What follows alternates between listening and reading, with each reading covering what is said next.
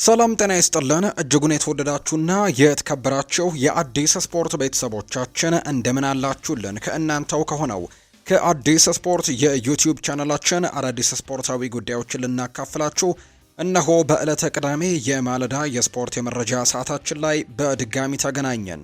ስለምታደምጡን ስለምትከታተሉን ቆይታችሁ ከኛ ጋር ስለሆነ እጅጉን ከልብ አድርገን ነው የምናመሰግነው። በዛሬ ፕሮግራማችን እንደተለመደው የተለያዩ ስፖርታዊ ጉዳዮችን ወደ እናንተ እናደርሳለን። ከነዚህ መካከል ትልልቆቹን የአውሮፓ ክለቦች የተመለከቱ መረጃዎችን እናነሳለን። ከማንቸስተር ዩናይትድ፣ ከአርሰናል፣ ከቼልሲ፣ ከሊቨርፑል፣ ከሪያል ማድሪድ፣ ከባርሴሎና ከሌሎችም የአውሮፓ ታላላቅ ክለቦች ጋር የተያዙ እጅግ በርከት ያሉ ስፖርታዊ ጉዳዮችን እያነሳን ቆይታን የምናደርግ ነው የሚሆነው። ዛሬ ደግሞ ትልልቆቹ የአውሮፓ ሊጎች ጨዋታዎች ቀጥለው ይደረጋሉ። በተወዳጁ የእንግሊዝ ፕሪምየር ሊግ ዛሬ በ11ኛው ሳምንት በጣም የሚጠበቁ ጨዋታዎች ይደረጋሉ። ከቀን 9 ሰዓት ከ30 ጀምሮ ዛሬ በጣም የሚጠበቁ ጨዋታዎች ይደረጋሉ። በተለይ ቶትንሃም እና ማንቸስተር ዩናይትድ፣ ሰንደርላንድ እና አርሰናል የሚያደርጉት ጨዋታም ዛሬ በትልቁ የሚጠበቁ ጨዋታዎች ናቸው። በሌሎቹም የአውሮፓ ታላላቅ ሊጎች ዛሬ የሚደረጉ መርሃ ግብሮች አሉ። የእነሱንም የጨዋታ ጥቆሞች ወደ እናንተም የምናደርስ ነው የሚሆነው። ውድ ቤተሰቦቻችን ፉአድ ባህሩ የዛሬውን ፕሮግራም እየመራው ከእናንተ ጋር ቆይታን አደርጋለሁ። እናንተም ቪዲዮአችንን ላይክ ቻናላችንን ሰብስክራይብ እያደረጋችሁ ቆይታችሁን ከኛ ጋር አድርጉ። ከመሸጋገሪያው በኋላ በድጋሚ ተመልሰን እንገናኛለን። አብራችሁን ቆዩ።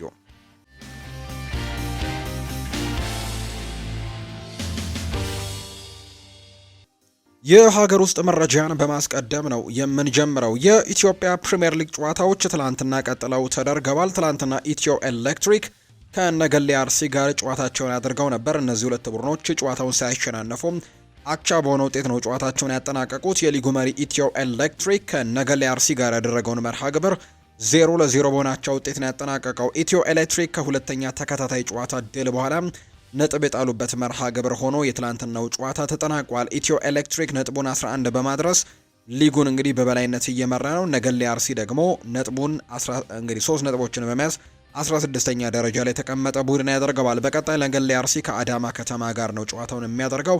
ኢትዮ ኤሌክትሪክ በአንጻሩ ከባህር ዳር ከተማ ጋር መርሃ ግብሩን እንደሚያደርግ ነው የወጣላቸው መርሃ ግብር የሚያሳየው።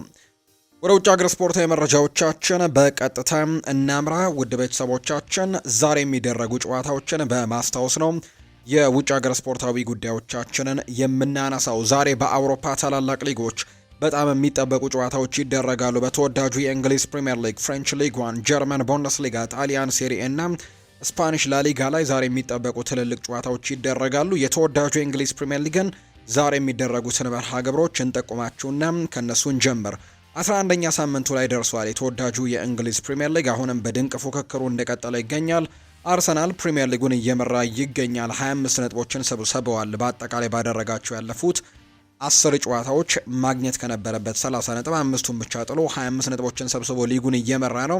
ነገር ግን አብዛኞቹ ቡድኖች ተቀራራቢ የሚባል አይነት ውጤት ላይ ነው የሚገኙት። እንግዲህ በተወዳጁ የእንግሊዝ ፕሪምየር ሊግ የዘንድሮ የውድድር ዓመት ትልቅ ፉክክርን እየተመለከትን ነው የምንገኘው። ምንም እንኳን አርሰናል ከሁለተኛው ጋር ያለው የነጥብ ልዩነት 6 ቢሆንም ሌሎቹ ግን ከዛ በኋላ ያሉት ቡድኖች በጣም በነጥብ የተቀራረቡ እንደሆነ የተመለከትነው ጉዳይ ነውና እዛው አካባቢ ነው የሚሆኑትና የአንድ ጨዋታን ማሸነፍ በጣም ትልቅ ለውጥ ሊፈጥር ይችላል። ለምሳሌ ያክል 8ኛ ደረጃ ላይ የተቀመጠው ማንቸስተር ዩናይትድ እና 2ኛ ደረጃ ላይ የተቀመጠው ማንቸስተር ሲቲ ያላቸው የነጥብ ልዩነት 2 ብቻ ነው። አንድ ጨዋታ ሁሉንም ነገር ሊገለብጠው እንደሚችል የሚታወቅ ጉዳይ ነው። እንዲሁ 9ኛ ደረጃ ላይ የተቀመጠው ክሪስታል ፓላስ እንኳን በአንድ ጨዋታ ልዩነት 2ኛ ደረጃ ሊመጣ የሚችልበት እድል እንዳለው ነው የምንመለከተውና በጣም ትልቅ ፉክክር እንዳለ እየተመለከተን እንገኛለን። ዛሬ ደግሞ 11ኛ ሳምንት እንግዲህ ጨዋታዎች ቀጥለው የሚደረጉ ነው የሚሆነው። ከቀን 9 ሰዓት ከ30 ጀምሮ እስከ ምሽቱ 5 ሰዓት ድረስ የሚደረጉ መርሃ ግብሮች አሉ። ዛሬ በምሳ ሰዓት ወይም ደግሞ ቀደም ብሎ በሚደረገው የቀኑ ጨዋታ ቀን 9 ሰዓት ከ30 ሲል ቶትናም ሆትስፐርስ እና ማንቸስተር ዩናይትድ ጨዋታቸውን ያደርጋሉ።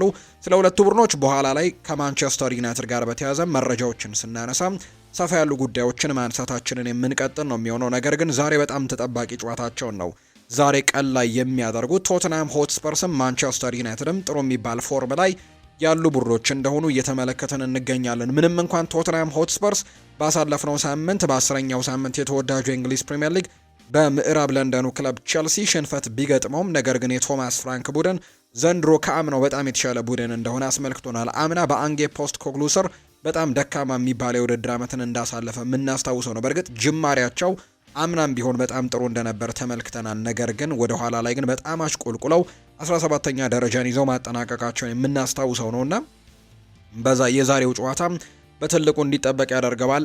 የቶማስ ፍራንኩ ቶተንሃምም የተሻለ ለውጦች እንዳሉት ተመልክተናል። በሳምንቱ አጋማሽ እንኳን በአውሮፓ ቻምፒየንስ ሊግ በጣም ድንቅ የሚባል ድልን ማሳካት መቻላቸውን እናስታውሳለን። 4-0 በሆነ ውጤት ነበር ጨዋታቸውን ያሸነፉትና የዛሬው ጨዋታ እንዲጠበቅ አድርጎታል። በማንቸስተር ዩናይትድ በኩልም ማንቸስተር ዩናይትድ ባለፉት ሳምንታት ላይ በጣም ትልልቅ ለውጦችን እያስመለከተን ነው የሚገኘው። እንግዲህ ባለፉት 4 ጨዋታዎች ላይ ምንም አይነት ሽንፈት አልገጠመውም። 3ቱን ጨዋታዎች በመደዳ አሸንፈው ባለፈው ሳምንት ደግሞ በሳንዳይቹ ኖቲንግሃም ፎረስት ነጥብ ተጋርቶ የወጣበት ሳምንት እንደነበር የምናስታውሰው ጉዳይ ነውና እንግዲህ በጣም ጥሩ ጊዜ ላይ ወይም ጥሩ ፎርም ላይ ያለ ቡድን እንደሆነ ይታወቃል። በዛ ላይ ደግሞ ማንቸስተር ዩናይትድ የተሻሉ ረፍቶችንም አድርጎ የሚመጣ አይነት ቡድን ነው። ምክንያቱም ያለፈው ሳምንት መጨረሻ ላይ ነው የተወዳጁ የእንግሊዝ ፕሪሚየር ሊግ መርሃ ግብሩን ያደረገው። በአንጻሩ ቶተንሃም ትልቅ ፉክክር የነበረበትን የአውሮፓ ቻምፒየንስ ሊግ ጨዋታ በሳምንቱ አጋማሽ አድርገዋልና ዩናይትድ የተሻለ ረፍት እንዳገኙ በርካቶች ያነሳሉ። ነገር ግን ያው የጨዋታ መርሃ ግብሩ ነው። እነዚህ ሁለት ቡድኖች በጣም ተጠባቂ ጨዋታቸውን ያደርጋሉ። እንግዲህ ለመጨረሻ ጊዜ እነዚህ ሁለት ቡድኖች የተገናኙት በዩሮፓ ሊግ ፍጻሜ ጨዋታ እንደነበር እናስታውሳለን። ወደ አውሮፓ ቻምፒየንስ ሊግ ለማለፍ በጣም ቁልፉ ካርድ የነበረበት ጨዋታ እንዲሁ ደግሞ ዋንጫ ለማሸነፍም ቁልፉ የነበረ ጨዋታ ላይ ነው ቶተንሃም ሆትስፐርስ እንግዲህ ብቸኛውን ጎል በብሬነን ጆንሰን አማካኝነት አስቆጥሮ ጨዋታውን 1-0 አሸንፎ እንደነበር እናስታውሳለን። አሁን ዘንድሮ የአውሮፓ ቻምፒየንስ ሊግ ተሳታፊ መሆን የቻሉበት አጋጣሚን በዛው አጋጣሚ ማግኘታቸውን እናስታውሳለን እና ማንቸስተር ዩናይትድ ዛሬ በፕሪሚየር ሊጉ ደግሞ ከሜዳ ውጪ ወደ ቶተንሃም ሆትስፐርስ ስቴዲየም አቅንቶ ከቶተንሃም ጋር የሚያደርገው ጨዋታ ይጠበቃል። በማንቸስተር ዩናይትድ በኩል ሊሳንድሮ ማርቲኔዝ እና ኮቢ ማይኖ በዛሬው ጨዋታ ላይ ላይኖሩ ይችላሉ የሚል ግምቶች እየተነሱ ነው። ምክንያቱም ቡድኑ ሲጓዝ እነዚህ ሁለት ተጫዋቾችን አልተመለከትናቸውም የሚሉ ሪፖርቶችን የአውሮፓ ትልልቅ ሚዲያዎች አውጥተዋልና ምናልባት በማንቸስተር ዩናይትድ በኩል እነዚህ ሁለት ተጫዋቾች ናቸው ላይኖሩ ይችላሉ ተብሎ የሚጠበቀው። በእርግጥ ሊሳንድሮ ማርቲኔስ ሙሉ ለሙሉ ከጉዳቱ እንዳገገመና የቡድን ልምምድ ጭምር መጀመሩን የምናስታውሰው ነው። ነገር ግን ወደ ጨዋታ ለመመለስ የተወሰኑ ጊዜያቶች እንደሚያስፈልጉት ነው የተነገረው። በቶተንሃም በኩልም በዛሬው ጨዋታ ላይ እንግዲህ በጣም ወሳኝ የሚባሉ ተጫዋቻቸው እንግዲህ በዛሬው ጨዋታ ላይ አይኖርም ተብሎ ይታሰባል። ሉካስ ቤርግቫል በዛሬው ጨዋታ ላይ አይኖርም። ይቪስ ቢሱማ፣ ቤን ዴቪስ እንዲሁ ራዱ ድራጉሲን እንዲሁ ደግሞ ኩሊሴቭስኪ እና ጄምስ ማዲሰን እነዚህ ረጅም ጉዳቶች የገጠማቸው በዛሬው ጨዋታ ላይ አይኖሩም። ሌላኛው ለቶተንሃም ሆትስፐርስ በጣም አጠያቂ የሆነው ጉዳይና እንግዲህ ወሳኙ ተጫዋቻቸው የሆነው ጋናዊው መሐመድ ኩዱስ በዛሬው ጨዋታ ላይ ላይኖር ይችላል የሚሉ ግምቶች እየወጡ ነው። ነገር ግን አጠራጣሪ ነው፣ የተረጋገጠ ነገር የለውም። ሊመለስ የሚችልበትም እድል ይኖራል ተብሎ ነው የሚታሰበው። እነዚህ ሁለት ቡድኖች ባለፉት እንግዲህ እርስ በርስ ባደረጉት ጨዋታ በተወዳጁ የእንግሊዝ ፕሪሚየር ሊግ ቶተንሃም ሆትስፐርስ የበላይነት አለው ባለፉት ጨዋታዎች ያደረጋቸው መርሃ ግብሮች ላይ እና ያለፉትን 3 ጨዋታዎች የእነዚህን ሁለት ቡድኖች መርሃ ግብሮች ከተመለከተን በዩሮፓ ሊግ አምና የተገናኙበት ጨዋታ ከዛ በተጨማሪ ደግሞ በፕሪሚየር ሊግ አምና ያደረጉትን ጨዋታ የምናስታውሰው ጉዳይ ነውና ሶስቱንም ጨዋታዎች ቶተንሃም ነው ማሸነፍ የቻለው። በዩሮፓ ሊግ 1-0 በሆነ ውጤት አሸንፈዋል። በፕሪሚየር ሊጉ ደግሞ 1-0 እና 4-3 በሆነ ውጤት ያለፉትን 3 መርሃ ግብሮች ማሸነፋቸው የሚታወስ ነው። ሁለቱ ቡድኖች ዘንድሮ ግን ተመሳሳይ ነጥብ ይዘው 17 ነጥቦችን ይዘው በደረጃ ሰንጠረዡ 6 እና 8ኛ ደረጃ ላይ ተቀምጠው በግብ ክፍያ ብቻ በመበላለጥ ዘንድሮ ጨዋታቸውን ያደርጋሉ። ዛሬ ቀን 9:30 ላይ የሚደረገው መርሃ ግብር ደግሞ በትልቁ እንዲጠበቅ ያደርገዋል ተብሎ ይታሰባል። ለማንቸስተር ዩናይትድ ትልቅ መነሳሳት ይሆናል ተብሎ የሚጠበቀው ማንቸስተር ዩናይትድ ተጫዋቹ ብሪያን ኤምቤሞና እንዲሁ ደግሞ የማንቸስተር ዩናይትድ አሰልጣኝ ሩበን አሞሪም የዚህ ወር ምርጡ አሰልጣኝና ምርጡ ተጫዋች የሚለውን ሽልማት አሸንፈዋል እና በጣም ትልቅ መነሳሳትን ይፈጥርላቸዋል ተብሎ ይታሰባል። በኋላ ላይ ከማንቸስተር ዩናይትድ ጋር የተያዙ መረጃዎችን በስፋት ስናነሳ የምንጠቁማቸው ነው የሚሆነው። የጨዋታ ቀን 9:30 ሲል የሚደረግ መርሃ ግብር ነው። ሌሎች ሁለት ጨዋታዎች ምሽት 12 ሰዓት ሲል ይደረጋሉ። እነዚህ ሁለት ጨዋታዎች በጉዲሰን ፓርክ ወይም ደግሞ ኤቨርተን በሜዳው ከፉልሃም ጋር የሚያደርገው ጨዋታ እንዲሁ ምሽት 12 ሰዓት ላይ የሚደረግ ጨዋታ ነው። የዳቪድ ሞይሱ ቡድን ጥሩ ግስጋሴን እያደረገ እንደሆነ ይታወቃል። ዛሬ ደግሞ ከማርኮስ ሲልቫው ፉልሃም ጠንከር ያለ ፈተና ይገጥመዋል ተብሎ ይታሰባል። ዌስትሃም ዩናይትድ ባለፈው ሳምንት ኒውካስልን አሸንፈው ወደ ድል ተመልሷል። የኑኖ ኤስፕሬንቶ ሳንቶ ቡድንና ዛሬስ ይህንን ድል ያስቀጥላሉ የሚጠበቅ ነው። በሜዳው ነው ጨዋታውን የሚያደርገው በኦሎምፒክ ስቴዲየም። ዛሬ ከአዲስ አዳጊው በርንሌ ጋር ጨዋታውን የሚያደርግ ይሆናልና ተጠባቂ ጨዋታ ይሆናል ተብሎ ይታሰባል። የኑኖ ኤስፕሬንቶ ሳንቶ ቡድን የባለፈውን ሳምንት ድሉን ያስቀጥል ይሆን? ዛሬ ምሽት 12 ሰዓት ላይ በዌስትሃም ዩናይትድ ሜዳ የሚደረገው ጨዋታ ምላሽ ይሰጠናል ተብሎ ይታሰባል። እነዚህ ሁለት ጨዋታዎች ናቸው ምሽት 12 ሰዓት ላይ የሚደረጉት። ሌላኛው ጨዋታ ምሽት 2 ሰዓት ከ30 ሲል የሚደረግ ጨዋታ ነው። ሰንደርላንድና አርሰናልን የሚያገናኝ ጨዋታ ይሆናል ተብሎ ይታሰባል። ሰንደርላንዶችም ዘንድሮ በጣም የሚታማ አይነት ቡድን እንዳልሆነ ተመልክተናል። በጣም ጥሩ ጊዜን እያሳለፉ ነው የሚገኙት በተወዳጁ የእንግሊዝ ፕሪምየር ሊግ። አሁን ላይ በደረጃ ሰንጠረዥ እንኳን ከተመለከት ነው 4ኛ ደረጃ ላይ ነው የተቀመጡት። ካለፉት 3ቱ ጨዋታዎች አንድም ሽንፈት አልገጠማቸውም። ካለፉት 5ቱ ጨዋታዎች ደግሞ የተሸነፈው አንድ ጨዋታ ብቻ ነው፣ እሱም በማንቸስተር ዩናይትድ የተሸነፈበት መርሃ ግብር እንጂ ሌሎቹን ጨዋታዎች በሙሉ ነጥብ አግኝቶ ወጣበት። 3ቱን አሸንፎ አንዱን አቻ የወጣበት መርሃ ግብርን እንዳሳለፈም የምናስታውሰው ነውና ጠንካራ ተጋጣሚ ይሆናል ተብሎ ይጠበቃል። በዛ ላይ በሜዳቸው ስታዲየም ኦፍ ላይት የሚደረግ መርሃ ግብር ነውና ጠንካራ ተፎካካሪዎች ይሆናሉ ተብሎ ይጠበቃል። ሰንደርላንዶች በፕሪሚየር ሊጉም ዘንድሮ ጥሩ ጊዜን እያሳለፉ ከመገኘታቸው ጋር በተያያዘ ነገር ግን አርሰናል ደግሞ ዘንድሮ አርሰናል ነው በጣም ጠንካራ ጊዜን እያሳለፈ ነው። በጭራሽ ጎል የሚቆጠርበት አይነት ቡድን እየሆነ አይደለም። ባለፉት ተከታታይ ጨዋታዎች ላይ ጎል አልተቆጠረበትም። በፕሪሚየር ሊጉ በ10 ሳምንታት የተቆጠረበት የጎል ብዛት 3 ብቻ ነው። ይህም በፕሪሚየር ሊጉ ትልቁ እንደሆነ እየተመለከትን ነው። በእርግጥም እንግዲህ ሌሎች ቡድኖች የሉም እንደዚህ አነስተኛ ግብ የተቆጠረበት ሌላ ቡድን እንደሌለ ነው እየተመለከትን የምንገኝ። 3 ጎል የተቆጠረበት እንግዲህ ትንሽ ጎል የተቆጠረበት ብቸኛው ቡድን ነው። ሁለተኛ ደረጃ ላይ የተቀመጠው እንኳን 8 ጎል የተቆጠረበት ነው። እንግዲህ በጣም ትንሽ ሁለተኛ ደረጃ ላይ በጣም ትንሽ የተቆጠረበት ጎል ያላቸው ማንቸስተር ሲቲ፣ ሰንደርላንድ ከዛ በተጨማሪ ቶትንሃም፣ እነዚህ 3 ቡድኖች 8 ብቻ ግቦች የተቆጠረባቸው ናቸው። ከአርሰናል ግን 5 የበለጠ ግቦች ተቆጥሮባቸዋልና አርሰናል ዘንድሮ በጣም በመከላከሉ ላይ ጠንካራ እንደሆነ ይታወቃል። ጆዜ ሞሪኒዮ አንድ አባባል አላቸው። አጥቂዎች ጨዋታን ያሸንፉልሃል፣ ተከላካዮች ደግሞ ዋንጫን ያመጡልሃል የሚል አይነት አባባል አላቸውና ዘንድሮ አሰልጣኝ ሚኬል አርቴታ ያን አባባል በትክክል ለሚተገብረው ይመስላል ይላሉ በርካቶች። በመከላከሉ ረገድ በጣም ጠንካራ ናቸው። ጎል እየተቆጠረበት አይደለም። ባለፉት 8 ጨዋታዎች ምንም አይነት ጎል ሳይቆጠርበት ነው ጨዋታዎችን እያሸነፈ የሚገኘውና ዛሬ ከሰንደርላንድ ጋር የሚደረገው ጨዋታ ደግሞ በትልቅ ጉጉት የሚጠበቅ ይሆናል ተብሎ ይታሰባል። በዛሬው ጨዋታ ላይ ምናልባት በኋላ ላይ ከአርሰናል ጋር መረጃዎችን እናነሳለን። ጋብሪኤል ሄሱስ፣ ቪክተር ዮኬሬሽ፣ ካይ ሃቨርትስ፣ ኖኒ ማንዱዌኬ፣ ጋብሪኤል ማርቲኔሊ እና ማርቲን ኦዴጋርድ በጉዳት ምክንያት ላይኖሩ እንደሚችሉ የሚያሳዩ መረጃዎች እየወጡ ይገኛሉ። እንዲሁ ዙቤሜንዲም በዛሬው ጨዋታ ላይ ይኖራል አይኖርም በጣም አጠያቂ እንደሆነ ጭምር ነው መረጃዎች እያሳዩ የሚገኙት ከጉዳት ጋር በተያያዘ። ቪክተር ዮኬሬሽም የሃምስትሪንግ ጉዳት እንዳለበት የሚታወቅ ጉዳይ ነው። በዛሬው ጨዋታ ላይ ይኑር አይኖር እስካሁን የተረጋገጠ ነገር እንደሌለው ነው መረጃዎች የሚያሳዩት። ነገር ግን ጉዳት እንዳለበት የሚያሳዩ ሪፖርቶች በተደጋጋሚ ሲወጡ ነበርና በዛሬው ጨዋታ ላይ የመሰለፍ ዕድሉ ጠባብ ሊሆን እንደሚችል ነው መረጃዎች የሚያሳዩት። እነዚህ ሁለት ቡድኖች ዛሬ ምሽት 2 ሰዓት ከ30 ሲል ጨዋታቸውን ያደርጋሉ። ስታዲየም ኦፍ ላይት ላይ ነው ጨዋታው የሚደረገው። ሰንደርላንድ እና አርሰናል ጨዋታቸውን የሚያደርጉ ነው የሚሆነው። ዛሬ በተወዳጁ የእንግሊዝ ፕሪምየር ሊግ ከሚደረጉ ጨዋታዎች መካከል የመጨረሻው የሚሆነው የ11ኛው ሳምንት የዕለተ ቅዳሜ የመጨረሻው ጨዋታ ቼልሲ በሜዳው ስታንፈርድ ብሪጅ ከወልቨርሃምፕተን ወንደረርስ ጋር የሚያደርገው ጨዋታ ነው። ቼልሲ በጣም ጥሩ የሚባል ጊዜ ላይ አይደለም የሚገኘው፣ ነገር ግን መካከለኛ አቋሞችን እያሳየ ይገኛል።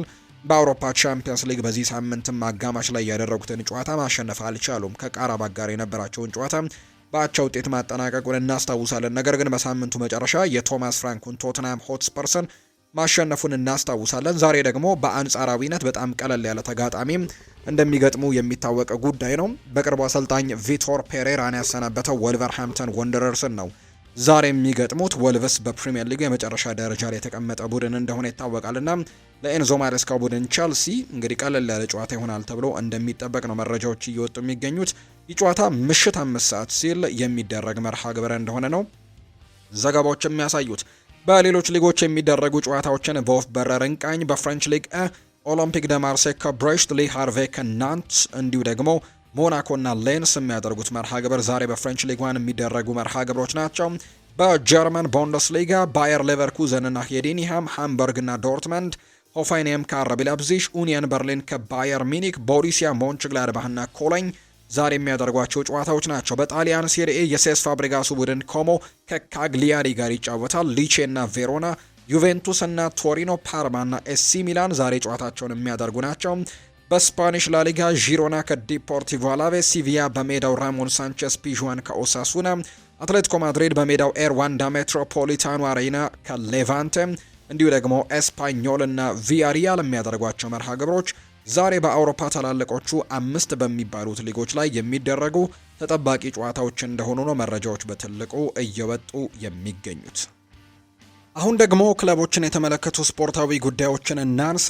በቅደም ተከተል እናነሳቸዋለን። የአርሰናልንም፣ የማንቸስተርንም፣ የሊቨርፑል፣ የቸልሲ የሁሉንም በተከታታይ እናነሳለን። የአርሰናልን መረጃዎች በማስቀደም ግን እንጀምር። ከክለብ እግር ኳስ ጋር በተያዘ እንግዲህ ዛሬ እንግዲህ ጨዋታዎች እንደሚደረጉ ይታወቃሉ እና ከዚህ ጋር በተያዘ በርከት ያሉ ፕሬስ ኮንፈረንሶችን አሰልጣኞች እየሰጡ ይገኛሉ። ከነዚህ መካከል አሰልጣኝ ሚኬል አርቴታ ከዛሬው የሰንደርላንድ ጨዋታ ጋር በተያዘ በርከት ያሉ ጉዳዮችን ሲያጋራ ተመልክተነዋል። አርቴታ ካነሳቸው ነጥቦች መካከል ዣካ የተሻለ አሰልጣኝ እንደሆነ አድርጎኛል ሲል ሀሳቡን ሰጥቷል። አሰልጣኝ ሚኬል አርቴታ የአርሰናል አሰልጣኝ ሚኬል አርቴታ ከዣካ ጋር የነበረኝን እያንዳንዷ ቅጽበትን እወዳታለሁ ሲል ጭምር ነው የሚናገረው። ቡድኑን ስቀላቀል ዣካ ከምርጥ አቋሙ ላይ ነበር ያሉት አርቴታ ሁላችንም እሱን ለመምራትና ትልቅ ዋጋ እንዳለው እንዲሰማውም ለማድረግ ሞክረናል ሲልም ጭምር ነው የተናገረው። እሱም በጣም በአስደናቂ መልኩ ምላሽ ሰጥቶናል ሲል ሚኬል አርቴታ እንዲሁ ይናገራል። ዣካ እንደ ቡድን የተሻለ እንድንሆን ረድቶናል።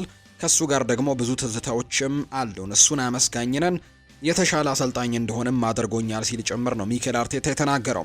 ስለ ተጫዋቾች ጉዳት የተጠየቁት አሰልጣኙ አዲስ ነገር የለም፣ ሁኔታው ተመሳሳይ ነው። አዲስ ቡድን የተቀላቀለ አዲስ እንግዲህ ቡድኑን የተቀላቀለ ከጉዳት የተመለሰም ተጫዋች የለም ሲሉ ጭምር ነው የተናገሩት። ምንም ልዩ ነገር የለም፣ ሁኔታው ተመሳሳይ ነው። እናም አዲስ ተጫዋቾች ወደ ቡድኑ አልመጡም። የቡድኑ ሁኔታ አሁንም ተመሳሳይ ላይ ይገኛል ብለዋል። ካይ ሃቨርትስ፣ ማርቲን ኦዴጋርድ፣ ቪክተር ዮኬረሽ፣ ጋብሪኤል ማርቲኔሊ፣ ኖኒ ማንድዌኬ ለዛሬው ጨዋታ አይገኙም ወይ የሚል ጥያቄ ቀርቦለት ነበር አሰልጣኝ ሚኬል አርቴታ። እንግዲህ በርከት ያሉ የአርሰናል ደጋፊዎችም ጥያቄዎችን ያቀርባሉ። በእርግጥ እነ ካይ ሃቨርትስ፣ እነ ኦዴጋርድ፣ እነ ማንድዌኬ ረጅም ጊዜ ጉዳት እንደገጠማቸው የሚታወቅ ነው። በእርግጥ አንዳንዶቹ ለመመለስ በጣም ከጫፍ ቢደርሱም ነገር ግን የቪክተር ዮኬሬሽ እና የማርቲኔሊ ጉዳይ እስካሁን እልባት ያላገኘ ጉዳይ ነውና ባለፉት ጨዋታዎች አልተመለከትናቸውም። ለምሳሌ ቪክተር ዮኬሬሽ በሳምንቱ አጋማሽ በአውሮፓ ቻምፒየንስ ሊግ ጨዋታ ላይ እንዲሁ እንዳልተመለከትነው እናስታውሳለን እና ይህን በተመለከተ ምላሽ እንዲሰጡ ይጠበቅ ነበር። አሰልጣኝ ሚኬል አርቴታ ሁሉንም ማረጋገጥ አልቻለም፣ ነገር ግን ብዙም አይርቁም፣ ለሰሜን ለንደን ደርቢ ጨዋታ የመመለስ እድል ይኖራቸዋል ሲልም ጭምር ነው አሰልጣኝ ሚኬል አርቴታ የተናገረው። ስለ ጋብሪኤል ሄሱስም እንዲሁ ጥያቄ ቀርቦለት ነበር። በአርሰናል ረጅም ጊዜ እንግዲህ ጉዳት ላይ ከሚገኙ ተጫዋቾች መካከል አንደኛው እንደሆነ ይታወቃል። አምና የኤሲኤል ጉዳት ከገጠመው በኋላ እስካሁን ድረስ ቡድኑን ማገልገል እንዳልቻለ የምናውቀው ጉዳይ ነውና ከዚህ ጋር በተያያዘ ጥያቄ ቀርቦለት ነበር አሰልጣኝ ሚኬል አርቴታ ከጋብሪኤል ሄሱስ የመመለሻ ቀን ጋር በተያያዘ የተለያዩ ጥያቄዎች እየተነሳለት እንደሚገኝ ነው መረጃዎች እየወጡ የሚገኙትና አንዳንድ ምላሾቹን አጋርቷል። መመለሱን ተመልሷል፣ ነገር ግን ለጨዋታ ዝግጁ ነው ወይ የሚለው ነገር መቼ እንደሚሆን በጭራሽ አላውቅም ሲል ጭምር ነው የተናገረው። ነገር ግን ወደ ቡድን መመለሱን አምኗል። ነገር ግን ወደ ጨዋታ መቼ እንደሚመለስና መቼ ነው የሚመለሰው የሚለውን ጉዳይ ግን ለመመለስ እንደማይችል ጭምር ነው አሰልጣኝ ሚኬል አርቴታ እየተናገረ የሚገኘው። ሌላኛው አሰልጣኝ ሚኬል አርቴታ እንግዲህ ያነሳው ሀሳብ ቅድም እንዳልኳችሁ ከግራኒት ዣካ ጋርም እንዲሁ ሀሳቡን አንስተዋል። የተሻለ አሰልጣኝ እንደሆነ አድርጎኛል ብሏል። በውድድር ዘመኑ ወደ ሊጉ ከመጡ ተጫዋቾች መካከል የዣካ ዝውውር ልዩ ነው ወይ ተብሎም ጥያቄ ቀርቦለት ነበር። ሚኬል አርቴታ ያሳየው ተጽዕኖን ከግምት ውስጥ በማስገባት በፕሪሚየር ሊግ ውስጥ ካሉት ምርጥ ፈራሚዎች አንዱ እንደሆነ መናገር አለብኝ። አዎ በእርግጥም ጥሩ ስራን እየሰራ ነው፣ በአፈጻጸሙም በጣም ተደንቅ ያለው ሲልም ጭምር ነው የተናገረው። አሰልጣኝ ሚኬል አርቴታ በተለይ ባለፈው የክረምት ተጫዋቾች የዝውውር መስኮት ነው ከጀርመኑ ክለብ ባየር ሌቨርኩዘን ሰንደርላንድን የተቀላቀለው። ጥሩ ጊዜያቶችን በሰንደርላንድ እያሳለፈ ነው። ባለፈው ሳምንት እንኳን ከተመለከትን በሳምንቱ አጋማሽ በሳምንቱ መጨረሻ እንግዲህ ሰንደርላንዶች ከዳቪድ ሞይሱ ኤቨርተን ጋር ነበር ጨዋታ የነበራቸውና በዛ ጨዋታ ላይ ነጥብ ተጋርተው ሲወጡ ይህንን ብቸኛውን ጎል ያስቆጠረው የነበረው ግራኒት ዣካ እንደነበር እናስታውሳለን። የቡድኑ ካፕቴን ነው። ቡድኑ ጥሩ ደረጃ ላይ እንዲደርስም እየመራ እንደሚገኝ እየተመለከትን ነውና ጥሩ ፈራሚ እንደሆነ መመስከር ይኖርብኛል ሲልም ጭምር ነው የተናገረው አሰልጣኝ ሚኬል አርቴታ። ሌላኛው ፔፕ ጓርዲዮላ በዚህ ሳምንት ስለሚያደርገው 1000ኛ ጨዋታውም ጥያቄ ቀርቦለት ነበር። ፔፕ ጓርዲዮላ እንደምናውቀው እንግዲህ ሚኬል አርቴታ ከፔፕ ጓርዲዮላ ጋር እንደሰራ ይታወሳል። በምክትል አሰልጣኝነት ሰርቶ እንደነበር ይታወሳልና አርቴታ ለዚህ ጥያቄ ምላሹን ሲሰጥም እንዴት ያለ ቁጥር ነው፣ እንዴት ያለ ሪከርድ ነው ለእግር ኳስም ለስፖርትና በተለይም ለኔ ደግሞ እንዴት ያለ መነሳሳት እንደሚሰጠኝም ልታውቁት አትችሉም ሲል ጭምር ነው የተናገረው። ሚኬል አርቴታ ስለ ፔፕ ጓርዲዮላ 1000ኛ ጨዋታ ምላሹን ሲሰጥ ነው ይህንን ሀሳብ የተናገረው። አሁን ላይ በየቀኑ እርምጃ መውሰድ ጀምሯል ብሏል። ስለ ጋብሪኤል ሄሱስ ሲናገር ሁሉንም ነገር በራሱ ሲያደርግ ቆይቷል። አሁን በዙሪያው በጣም ተወዳዳሪ ተጫዋቾችም ግን እንዳሉ ማወቅ ይኖርበታል። ይህንን እንዴት እንደሚቋቋመው እንመለከተዋለን። ነገር ግን በአዲስ ጉልበት ተሞልቶ ተመልሷል። ለመጀመሪያ ጊዜ ሲቀላቀልም የቡድን አጋሮቹ የሰጡትን ምላሽ ወድጄዋለሁ። እንደገና መምጣቱ በጣም ጥሩ እንደሆነም ይሰማኛል ሲልም ጭምር ነው የተናገረው። የእንግሊዝ ብሔራዊ ቡድን ትናንትና አሰልጣኝ ቲቲ ወይም ቶማስ ቱሄል ጥሪ ያቀርበዋል ለተጫዋቾቻቸውና ባለፉት ጥቂት እንግዲህ ጥሪዎች ላይ የአርሰናሉ የተከላካይ ስፍራ ተጫዋች የነበረው ማይልስ ሉዊስ ስኬሊ ተደጋጋሚ ጥሪዎች ሲቀርቡለት እንደነበር እናስታውሳለን እና በዚህኛው ዙር ግን አሰልጣኝ ቶማስ ቱሄል ጥሪ አላቀረቡለትም። በዚህ ጋር በተያያዘ ሚኬል አርቴታ ምላሹን ሰጥቷል። ከእንግሊዝ ብሔራዊ ቡድን ማይልስ ሉዊስ ስኬሊ ስለመቀነሱ ነው ጥያቄ የቀረበለት። እድሜውንና እስካሁን ምን እንዳሳካ ሲመለከቱ ልዩና በጣም ልዩ ተጫዋች መሆኑን ይገነዘባሉ። በአንድ አስቸጋሪ ጊዜ ላይ እንግዲህ ተመስርተን ልንፈርድ አይገባንም። እንደዚህ አይነት ነገሮች አንዳንድ ጊዜ በጥሩ ምክንያትም ሊከሰቱ ይችላሉ ሲልም ጭምር ነው የተናገረው አሰልጣኝ ሚኬል አርቴታ ስለ እንግዲህ ማይልስ ሉዊስ ስኬሊ ሀሳቡን ሲሰጥ። ይህ ሳምንት ከሲቲና ከሊቨርፑል ጋር በሚደረጉ ጨዋታዎች ላይ በሚመዘገበው ውጤት ቡድናቸው በዋንጫ ውድድር ላይ ጠንካራ መልእክትን ለማስተላለፍ እድል ይሰጣሉ ተብሎም ተጠይቆ ነበር። አርቴታ በተለይ በዚህ ሳምንት ሁለቱ ቡድኖች ሁለተኛና ሶስተኛ ደረጃ ላይ የተቀመጡት ሊቨርፑል እና ማንቸስተር ሲቲ እንግዲህ ማንቸስተር ሲቲ ሁለተኛ ነው፣ ሊቨርፑል ሶስተኛ ደረጃ ላይ እንደተቀመጠ ይታወቃልና እርስ በርስ ነው በዚህ ሳምንት ጨዋታቸውን የሚያደርጉትና የነሱ እንግዲህ አንዳቸው ነጥብ ይጥላሉ ወይ ደግሞ ሁለታቸውም አንዳንድ ነጥቦችን ሊያገኙ የሚችልበት እድል ይኖራልና ከዚህ ጋር በተያያዘ ጥያቄ ቀርቦለት ነበር። አርቴታ እያንዳንዱ ሳምንት አስፈላጊ ነው ብሏል። ውጤቶቹ ትንሽ ከፍ ደግሞ ያለ ሲሆን ተጽዕኖ ሊያሳድሩ የሚችሉባቸው ጊዜያቶች እንዳሉ ጭምር ነው የተናገረው። ነገር ግን በመጨረሻም ግባችንን ማሳካት ከፈለግን በወጥ አቋም በየሳምንቱ መጫወትም አለብን ሲልም ጭምር ነው የተደመጠው። አሰልጣኝ ሚኬል አርቴታ ነው ይህንን ሀሳብ የሰጠው። አርቴታ ስለ ዴክላን ራይስም እንዲሁ ሀሳቡን ሰጥቷል። እሱ በከፍተኛ ደረጃ ላይ ያለ እጅግ በጣም ወጥነት ያለው ተጫዋች ነው። አሁን ላይ በተለያዩ የሜዳ ክፍሎችም ኳሶችን ሲነካ እናየዋለን። እንዲሁ በክለቡ በቡድን ውስጥም ሚናው በጣም እንግዲህ ጥሩ የሚባል አይነት ተጫዋች እንደሆነ እየተመለከትን እንገኛለንና ይህንን ብቃቱን መጠበቅ አለበት ምክንያቱም ልዩ ተጫዋች ስለሆነ ነው ሲል ምላሹን ሰጥቶለታል ወይም ሀሳቡን ሰጥቷል አሰልጣኝ ሚኬል አርቴታ ስለ ዴክላን ራይስ። የቀድሞ የማንቸስተር ዩናይትድ ኮከብ የነበረው ሮይ ኪን ስለ አርሰናል ሀሳቡን ይናገራል። በዚህ ሰዓት አርቴታና ልጆቹ ምርጡን አርሰናል እያሳዩን ይገኛሉ። አርሰናልን በሚገጥሙ ቡድኖች በአሁኑ ሰዓት ጎል ማግባት አይደለም ኦን ታርጌት ሲሞክሩ አርሰናል ላይ በደንብ እየጨፈሩ እንዳሉ መታዘብ ችያለሁ ሲልም ጭምር ነው የተናገረው። በተለይ ባለፉት ጨዋታዎች አርሰናል በተደጋጋሚ ጎል የማይቆጠርበት ቡድን እንደሆነ በትክክል እያስመሰከረ ይገኛልና የቀድሞ የማንቸስተር ዩናይትድ ተጫዋች የነበረው ሮይ ኪን እንደሚናገረው ከሆነ አሁን ላይ አርሰናል ላይ ጎል ማስቆጠር ይቅርና ኦን ታርጌት መሞከር ራሱ የሚያስጨፍርበት ጊዜ ነው ወይም ደግሞ የሚያስደስትበት ጊዜ ነው ሲል ጭምር ነው ሀሳቡን እየሰጠ የሚገኘው ሮይ ኪን። ማንቸስተር ዩናይትድን የተመለከቱ መረጃዎችን እናንሳ። ማታያስ ኩኛ አንድ ጥያቄ ቀርቦለታል። ብሪያን ኤምቤሞን በአንድ ቃል ግለጸው ተብሎ ጥያቄ ቀርቦለት ነበር። ሁለቱም ተጫዋቾች በክረምቱ የተጫዋቾች የዝውውር መስኮት ነው ማንቸስተር ዩናይትድን የተቀላቀሉትና በጣም ጥሩ የሚባል ጊዜን እያሳለፉ ነው የሚገኙት። እንግዲህ ማቲያስ ኩኛ ይናገራል ስለ ብሪያን ኤምቤሞ ምን አይነት ድንቅ ተጫዋች ነው። በእርሱ በተቃራኒ መጫወት ለእኔ እጅጉ አስቸጋሪ ነበር። አሁን ላይ ደግሞ ከእርሱ ጋር በአንድ ላይ መጫወት ጀምረናል። ይህም ግሩም ነገር ነው። እርሱ የሊጉ ምርጡ ተጫዋች ተብሎ መሸለሙ የሚገባው ነገር ነው ሲል ጭምር ነው ማቲያስ ኩኛ እየተናገረ የሚገኘው። ማንቸስተር ዩናይትድን ስለመቀላቀልም ጥያቄ ቀርቦለት ነበር ማቲያስ ኩኛ። ይህንንም በተመለከተ ምላሹን አጋርቷል። ክለቡ ሲያነጋግረኝ ለእኔ እጅግ በጣም ትልቅ ክብር ነበር። ስለዚህ ማሊያ ሁሉንም ነገር መስጠት እፈልጋለሁ፣ ታላቅ ክብርም ይሰማኛል ሲል ጭምር ነው የተናገረው ማቲያስ ኩኛ። ከማንቸስተር ዩናይትድ ጋር መቼ ተነጋገርክ የሚልም ጥያቄ ቀርቦለት ነበር። ከዩሮፓ ሊጉ ፍጻሜ ትንሽ ቀደም ብሎ ነበር ለመጀመሪያ ጊዜ ንግግሮችን ያደረግነው። ትክክለኛውን ቀን አላስታውሰውም፣ ነገር ግን ከዛ ጨዋታ በፊት እንደነበር ግን ትዝ ይለኛል ሲልም ጭምር ነው ማቲያስ ኩኛ መጀመሪያ ከማንቸስተር ዩናይትድ ጋር በዝውውር ጉዳዮች ላይ ስላወራበት አጋጣሚም እንዲሁ የተናገረው።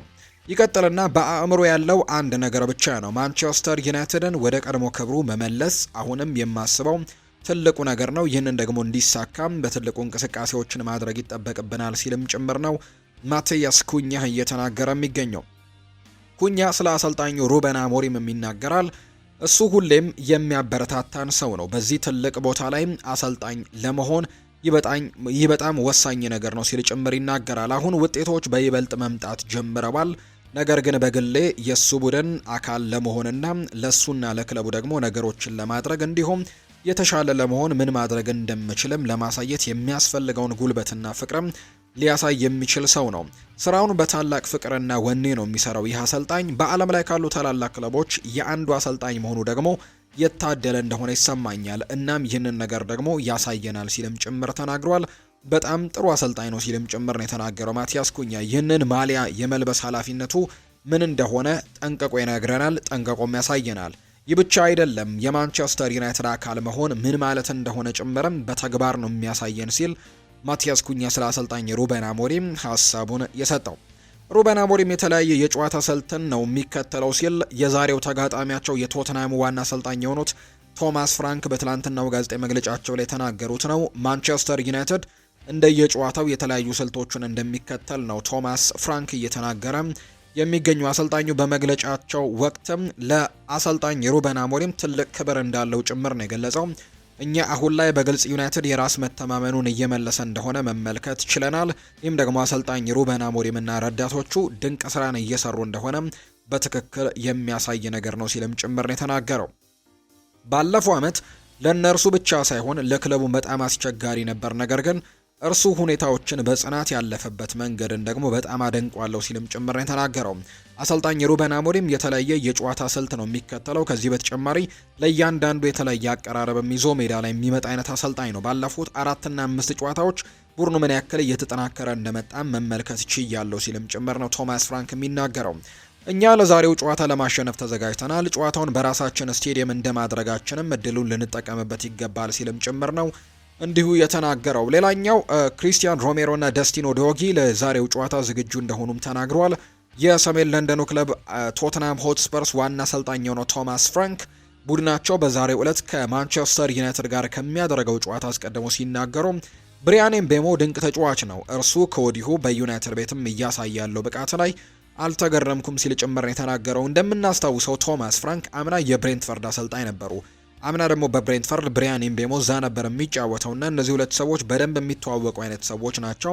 በተለይ በዚህ የዝውውር መስኮትም ተጫዋቹን ወደ ቶትናምም የመውሰድ ፍላጎት ነበራቸው አሰልጣኝ ቶማስ ፍራንክ የነበራቸውን ቅርበት ተከትሎ። ነገር ግን ተጫዋቹ ልቡ ማንቸስተር ዩናይትድን ብቻ መቀላቀል ስለሚፈልግ ብቻ ነው ዩናይትድን የተቀላቀለው እንጂ ይህንን ተጫዋች ለማስፈረም ብዙ ክለቦች ፍላጎቱን አሳድረው ነበር፣ በተለይ በአውሮፓ ቻምፒየንስ ሊግ ላይ የሚሳተፉ ቡድኖች። ነገር ግን ብሪያን ኤምቤሞ ዩናይትድን መቀላቀልን መርጧል።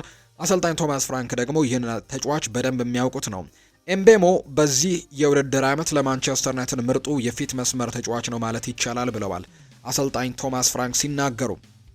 እድሎችን ይፈጥራል፣ ግቦችን ያስቆጥራል፣ ሜዳ ውስጥም ታትሮ የሚሰራው ተጫዋች ነው። በተጨማሪም ደግሞ ትሁትና የራስ መተማመኑም ከፍተኛ የሆነ ተጫዋችም ነው ብሪያን ኤምቤሞ ሲል ጭምር ይናገራል። እናም እርሱ በዩናይትድ ቤት ስኬታማ ዓመታትን እንደሚያሳልፍ እርግጠኛ ነኝ። ከዛሬው ጨዋታ በቀር ለወደፊቱ ህይወቱ ግን መልካሙን ሁሉ እመኝለታለሁ። ዛሬ ከኛ ጋር ከሚያደርገው ጨዋታ ግን መልካሙን ሁሉ አልመኝለትም። ከዚህ ጨዋታ በኋላ ግን ለሚኖሩት ጊዜያት ግን መልካሙን ሁሉ እመኝለታለሁ ሲል ጭምር ነው አሰልጣኝ ቶማስ ፍራንክ የሚናገረው። ጉዳት ላይ የቆዩት ደስቲን ኦዶጊ እና ክሪስቲያን ሮሜሮ ለዛሬው ጨዋታ ዝግጁ መሆናቸውን አረጋግጠዋል። በተቃራኒው ጋናዊው የመስመር አጥቂ የሆነው ሞሐመድ ኩዱስ ለዛሬው ጨዋታ የመድረስ እድል እንዳለው በመግለጽ እስከ መጨረሻው ሰዓት ድረስ ልንጠብቀው ይገባል ሲሉ ጭምር ነው ሀሳባቸውን የሰጡት አሰልጣኝ ቶማስ ፍራንክ። ሌላኛው የምናነሳው ጉዳይ ሌኒ ዮሮ ያጋራው ሀሳብ ነው። ሰፋ ያሉ ጉዳዮችን ያነሳው ሌኒ ዮሮ ዩናይትድን በመምረጤ በጣም ደስተኛ ነኝ ብሏል። ሌኒ ዮሮ ሲናገር ፈረንሳዊው የኋላ መስመር ተጫዋች የሆነው ሌኒ ዮሮ ማንቸስተር ዩናይትድን ለመቀላቀል በመምረጡ ደስተኛ መሆኑን የተናገረው ሪያል ማድሪድ እና ማንቸስተር ዩናይትድ ብቻ ሳይሆኑ በርካታ ክለቦች ነበሩ የጠየቁኝ ያለው ሌኒ ዮሮ ዩናይትድን መርጫለሁ፣ በዚህ ደግሞ በጣም ደስተኛ ነኝ ሲል ጭምር ይናገራል።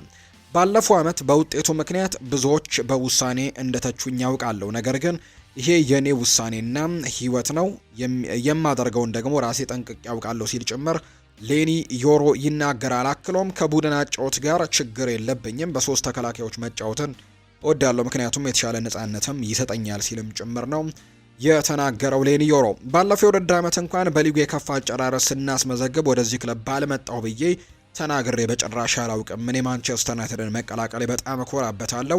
ውጤቱ በከፋ ጊዜ እንኳን አማርሬ አላውቅም ሲልም ጭምር ነው የተናገረው። ዩናይትድን ጠንቀቅ ያውቀዋለሁ። አንዳንድ ጊዜ ነገሮች ጥሩ ላይሆኑ ይችላሉ፣ ነገር ግን ምንጊዜም ይሄ ክለብ ደግሞ ትልቅ መሆኑን መርሳት የለብንም። ከመምጣት ያስቀድሞ ክለቡ ስለያዘው ፕሮጀክትም በደንብ አጣርቻለሁ። በእርግጥ በመጀመሪያው ውድድር ዓመት 15ኛ ደረጃን ይዘን እናጠናቀቃለን ብዬ አላሰብኩም፣ ነገር ግን በዚህ ክለብ ስትሆን ግን ሁሉንም ነገር ልትፋለም ይገባሃል ሲልም ነው የተናገረው። አሰልጣኛችን፣ የክለባችን ዳይሬክተር፣ ሁሉም ተጫዋቾች እነርሱ እዚህ ያሉት ክለቡን ወደፊት ለማሻገር እንደሆነ እናውቃለን። በዚህ ክለብ የራስ መተማመን ሊኖርክ ይገባል። ያለከን ሁሉ መስጠትና የምትችለውን ሁሉ ደግሞ ማድረግ ይኖርብሃል ሲልም ጭምር ነው ሌኒ ዮሮ ሀሳቡን እየሰጠም የሚገኘው። ሌላኛው ሌኒ ዮሮ ያነሳው ሀሳብ ከሁሉም ተጫዋቾች ጋር ጥሩ የሆነ ግንኙነት አለኝ፣ ነገር ግን ይበልጥ ከኮቢ ማይኖ ጋር ነው ቅርበት ያለኝ ሲልም ይናገራል። ከኮቢ በተጨማሪ ግን ከአማድ ዲያሎ ጋርም በጣም ቅርብ ነን። እርሱ ፈረንሳይኛ ቋንቋንም ስለሚችል በደንብ እንግባባለን ሲል የተናገረው። እነ ኤምቤሞ፣ እነ ዶርጉ፣ እነ አይደን ሄቨን ከወጣቶቹ ጋርም ጥሩ ግንኙነት አለኝ ሲልም ነው የተናገረው። ወደዚህ ክለብ ከመምጣቴ በፊት ከኮቢ ማይኖ ጋር አውርቼ ነበር፣ ምክንያቱም ሁለታችንም ተመሳሳይ ጓደኞች ነበሩን። እንደ ሜኑ አይነት ተጫዋች በቡድንክ ውስጥ ሊኖር እጅጉን በጣም ጥሩ ነው፣ ምክንያቱም ሁላችንም ተመሳሳይ እድሜ ላይ ነን፣ በደንብ እንግባባለን ሲል ጭምር ነው የተናገረው። ኮቢ ማይኖ እጅግ ምርጥ ሰው ነው። ከእርሱ ጋር ደግሞ በዓልን ጭምር አብረን የምናሳልፈው። ከእርሱ ጋር እንደዚህ አይነት ጥሩ ግንኙነትም ስላለኝ በጣም ደስተኛ ነኝ። እኔ 19 ዓመቴ ነው፣ ነገር ግን ይህንን ያክል ልዩነት አይፈጥርም፣ ምክንያቱም ሜዳ ውስጥም 30 ዓመት ከሆነው ተጫዋች ጋር አንድ ለአንድም መፋለምም ካለብኝ ያደርገዋለሁ። ኤምቤቦ ያንን ሴሌብሬሽን ከአማድ ጋር ከኢንተርኔት ላይ ነው የተመለከተው። ከዛ በኋላ ከአማድ ጋር ይህንን ሴሌብሬሽን ማሳየት ጀመሩ። እኔም ተቀላቀልኳቸው ብለዋል። ነገር ግን እነርሱ ብቻቸውን አደረጉት፣ ምክንያቱም እኔ ተከላካይ ስለሆንኩኝ ከእነርሱ ርቄ ነው የምገኘውና እስክደርስባቸው ድረስ እነሱ ሴሌብሬሽኑን ተጠቅመው ጠብቀውኛል ብለዋል ሌኒ ዮሮ ሲናገር። እንግዲህ ሰሞኑን አማድ ዲያሎና ብሪያን ኤምቤሞ ስላሳዩት የሴሌብሬሽን ነው ይህንን ሀሳብ የሰጠው። ከምንመለከተው የጨዋታ ሲስተም ምንም አይነት ችግር የለብኝም። ብዙ ጊዜ ተናግሬያለሁ፣ በሶስት ተከላካይ መጫወት በጣም ነው የምወደው። ባለፈው የውድድር ዓመት እኛ የተቸገርነው በዚህ የጨዋታ ምክንያት መሆኑን ሲናገሩ ነበር፣ ነገር ግን ዘንድሮ ጨዋታችንን በዚሁ ስልት ነው ማሸነፍ የቻልነው። እናም የእነርሱ ሀሳብ ስህተት መሆኑን አሳይተናል፣ ነገር ግን አሁንም ልንሰራባቸው የሚገቡ ብዙ ጉዳዮች አሉ። ሪያል ማድሪድ ለእኔ በጣም ፍላጎት እንደነበረው ከሚዲያዎች መስማት ችያለሁ፣ ነገር ግን አንዳንድ ጊዜም በህይወትክ ውስጥ ወሳኝ የሆኑ ውሳኔዎችን ማሳለፍም ይጠበቅብካል። ከማድሪድ በተጨማሪ ብዙ ክለቦችም እኔን ለማስፈረም ከፍተኛ ፍላጎት አሳይተው ነበር፣ ነገር ግን የኔ ምርጫ ዩናይትድን መቀላቀል ብቻ ነበር። ሰዎች ባለፈው የውድድር ዓመት የነበረንን የተበላሸ ውጤት ምክንያት ማድረግም መቀላቀሌ ስህተት እንደነበር ሲያወሩ አስታውሳለሁ። እኔ ግን ለራሴ የተሻለ ነው ብዬ ያመንኩበትን ክለብም መርጫለሁ፣ በዚህ መቼም አልተቆጨውም ሲልም ጭምር ነው ሌኒ ዮሮ እየተናገረ የሚገኘው። ትላንትና የተወዳጁ እንግሊዝ ፕሪሚየር ሊግ የዚህ ወር ምርጦቹ ይፋ ተደርገዋል። ምርጡ ተጫዋች፣ ምርጡ አሰልጣኝ የሚለውን ሽልማት በዚህ ሳምንት ላይ እንግዲህ ትላንትና ይፋ ተደርገዋልና እንግዲህ አሰልጣኝ ሩበን አሞሪም የወሩ ምርጥ አሰልጣኝ የሚለውን ሽልማት ማሸነፍ የቻሉት አሰልጣኝ መሆናቸው ትላንትና ተረጋግጧል። የተወዳጁ የእንግሊዝ ፕሪሚየር ሊግ የ2025-26 የውድድር ዘመን የወርሃ ጥቅምት የወሩ ምርጥ አሰልጣኝ ትላንትና ይፋ ተደርጓል። በዚህ መሰረትም የማንቸስተር ዩናይትድ አሰልጣኝ ሩበን አሞሪም የወሩ ምርጥ አሰልጣኝ በመሆን በአብላጫ ድምጽ መመረጥ እንደቻለ ነው የተመለከትነው።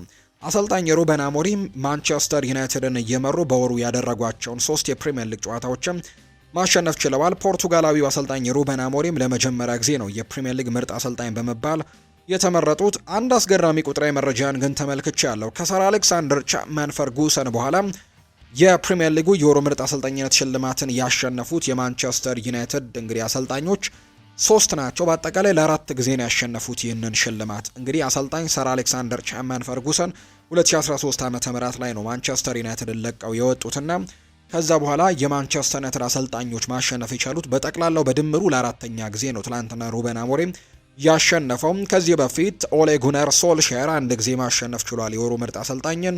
እንዲሁ ኤሪክ ቴን ሃግ 3 ጊዜ ያሸነፉበት ጊዜም እንደነበር እናስታውሳለን። ትላንትና ደግሞ ሩበን አሞሪም ማሸነፉን ያረጋግጧልና ከፈርጊ በኋላ ወይም ፈርጊ ከለቀቁ በኋላ የዩናይትድ አሰልጣኞች ትላንትና ለ4ኛ ጊዜ ነው የወሩ ምርጥ አሰልጣኝ የሚለውን ሽልማት ማሸነፍ እንደቻሉ የተመለከትነው። ፖርቱጋላዊው አሰልጣኝ ሩበን አሞሪም ለመጀመሪያ ጊዜም የፕሪሚየር ሊግ ምርጥ አሰልጣኝ በመባልም ትላንትና መመረጥ የቻለበትን አጋጣሚ ነው የተመለከትነው። ዓላማችን ቀጣዩንም ይህንን ሽልማት ማሸነፍ ነው ብለዋል ሩበን አሞሪም። የፕሪሚየር ሊጉ ምርጥ አሰልጣኝ ሽልማትን ያሸነፉት አሰልጣኝ ሩበን አሞሪም ምስጋናውን ተጫዋቾቹ ይውሰዱ፣ ጥሩ ስራንም ሰርተዋል ሲል ጭምር ነው የተናገረው። አክሎም ዓላማችን ቀጣዩንም ማሸነፍ ነው፣ ምክንያቱም ያ ማለት ጨዋታዎችን እያሸነፍን ነው። ዓላማችን ደግሞ ይህንን ነው። ጨዋታውን ካሸነፍን አሁንም ይህንን ሽልማት ማሸነፍ እንችላለን ሲል ተናግሯል። ሩበን አሞሪም ኤሪክ ቴን ሃግ በ2023 ካሸነፉ ወዲህ የሊጉ የወሩ ምርጥ አሰልጣኝ ሽልማትን የተቀበሉ የመጀመሪያው የማንቸስተር ዩናይትድ አሰልጣኝ እንደሆኑ ጭምር ነው የተመለከት ነው። ሌላኛው 11ኛ ሳምንቱ ላይ የደረሰው የተወዳጁ የእንግሊዝ ፕሪምየር ሊግ የወርሃ ጥቅምት የወሩ ምርጥ ተጫዋችም ይፋ ሲደረግ ከዚሁ ከማንቸስተር ዩናይትድ ነው የተመረጠው። በዚህ መሰረትም የማንቸስተር ዩናይትድ የፊት መስመር ተጫዋች ብሪያን ኤምቤሞ የወሩ ምርጥ ተጫዋች በመሆን በአብላጫ ድምጽ ተመርጧል። ብሪያን ኤምቤሞ በወሩ ባደረጋቸው 3 ጨዋታዎች 3 የሊግ ግቦችን አስቆጥሮ አንድ ደግሞ ለግብ የሆነ ኳስ አመቻችቶ ማቀበሉን ተመልክተናል። በዚህ ወር ባደረጋቸው ጨዋታ እንግዲህ ብሪያን ኤምቤሞ እንግዲህ ባለፈው አመት መጋቢት ወር ፈርናንዴስ ካሸነፈ በኋላ ወይም ደግሞ የማንቸስተር ዩናይትድ ብሩኖ ፈርናንዴስ ካሸነፈ በኋላ ባለፈው ወር መጋቢት ወር ላይ የሊጉ የወሩ ምርጥ ተጫዋች የተባለ የመጀመሪያው የማንቸስተር ዩናይትድ ተጫዋች እንደሆነም ጭምር ነው የተመለከትነው። ካሜሮናዊው የፊት መስመር ተጫዋች ብሪያን ኤምቤሞ ለማንቸስተር ዩናይትድ ተጨማሪ የወሩ ምርጥ ተጫዋች ሽልማትን አስመዝግቧል። ማንቸስተር ዩናይትድ ፕሪሚየር ሊጉን 1994-95 የወሩ ምርጥ ተጫዋች ብሎ መሸለም ከጀመረ ወዲህ በርካታ ጊዜ ያሸነፈው ክለብ ማንቸስተር ዩናይትድ ነው። የማንቸስተር ዩናይትድ ተጫዋቾች 50 ጊዜ የፕሪሚየር ሊጉ የወሩ ምርጥ ተጫዋች ተብለው መመረጥ ችለዋል። ዩናይትድ በአንደኝነት ተቀምጧል። 50 ጊዜ ተጫዋቾቹ የወሩ ምርጥ ተጫዋች ሽልማትን ማሸነፍ ችለዋል። ሁለተኛ ደረጃ ላይ የተቀመጠው ሊቨርፑል ነው፣ 37 ጊዜ ተመርጠውለታል። ሶስተኛ ደረጃ ላይ የተቀመጠው አርሰናል ነው፣ 32 ጊዜ ነው ተጫዋቾቹ የተመረጡት። በአንጻሩ ቶትናም ሆትስፐርስ ደግሞ 26 በማስመረጥ አራተኛ ደረጃ ላይ የተቀመጠ ቡድን እንደሆነ ነው የሚያሳዩት መረጃዎቹ። ከወደ ጀርመን አዲስ ትኩረትን የሳበ አንድ ተጫዋች እንዳለ መረጃዎች ያሳያሉ።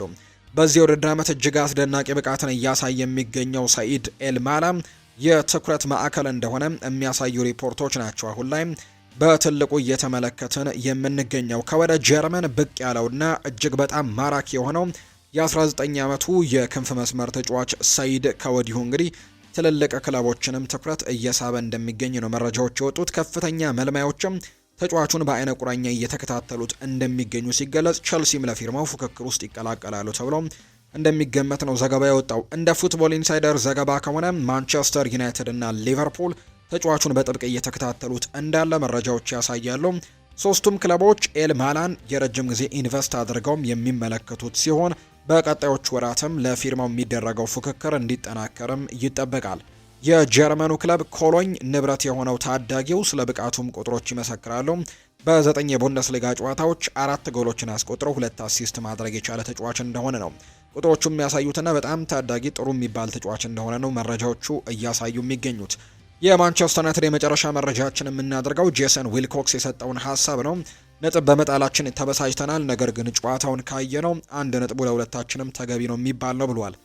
ከኖቲንግሃም ፎረስቱ ጨዋታ ጋር በተያያዘ ሀሳቡን ሲያነሳ ወደ ማንቸስተር ከመጣው አመት ከመንፈቅ አልፎኛል። በዩናይትድ በነበረው ስራም በእውነቱ በጣም ከባድ ነበር። እኛ ከመጣን በኋላ ብዙ ስራዎችን እየሰራን ነው። ማንቸስተር ዩናይትድም የእግር ኳስ አይደንቲቲ አልነበረውም። በክለቡ ባለቤት በዋና አስተዳዳሪውና በአካዳሚ መካከልም የተሰመረ መስመር አልነበረም፣ ድብልቅልቅ ያለ ነበር ሲል ይናገራል። ከመጋረጃው ጀርባ ጠንካራ ስራዎችን ስንሰራ ነው የቆየ ነው። ሰራተኞች ስንቀንስም በሚዲያ ብዙ ነገር ተብለናል።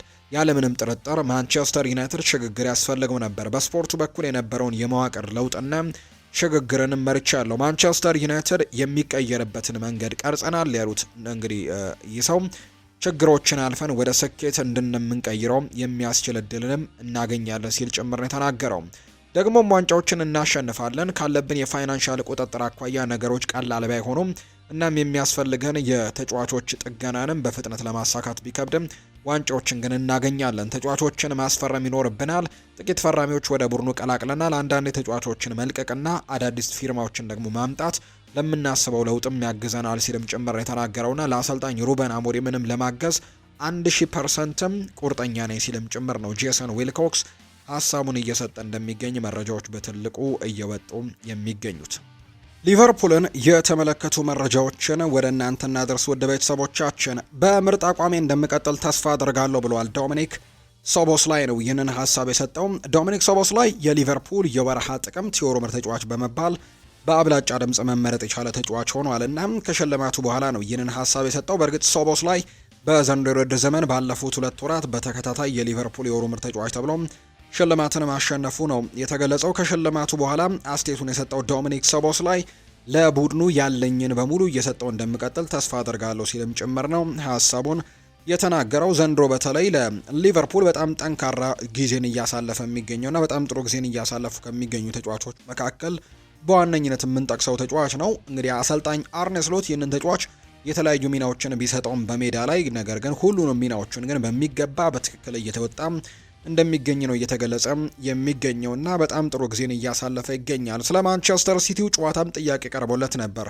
ዶሚኒክ ሶቦስላይ እነሱን በሜዳቸው መቅጠም ቀላል አይደለም፣ ያላቸውን አቅም በደንብ ጠንቅቀን እናውቀዋለን ሲልም ጭምር ነው የተናገረው ዶሚኒክ።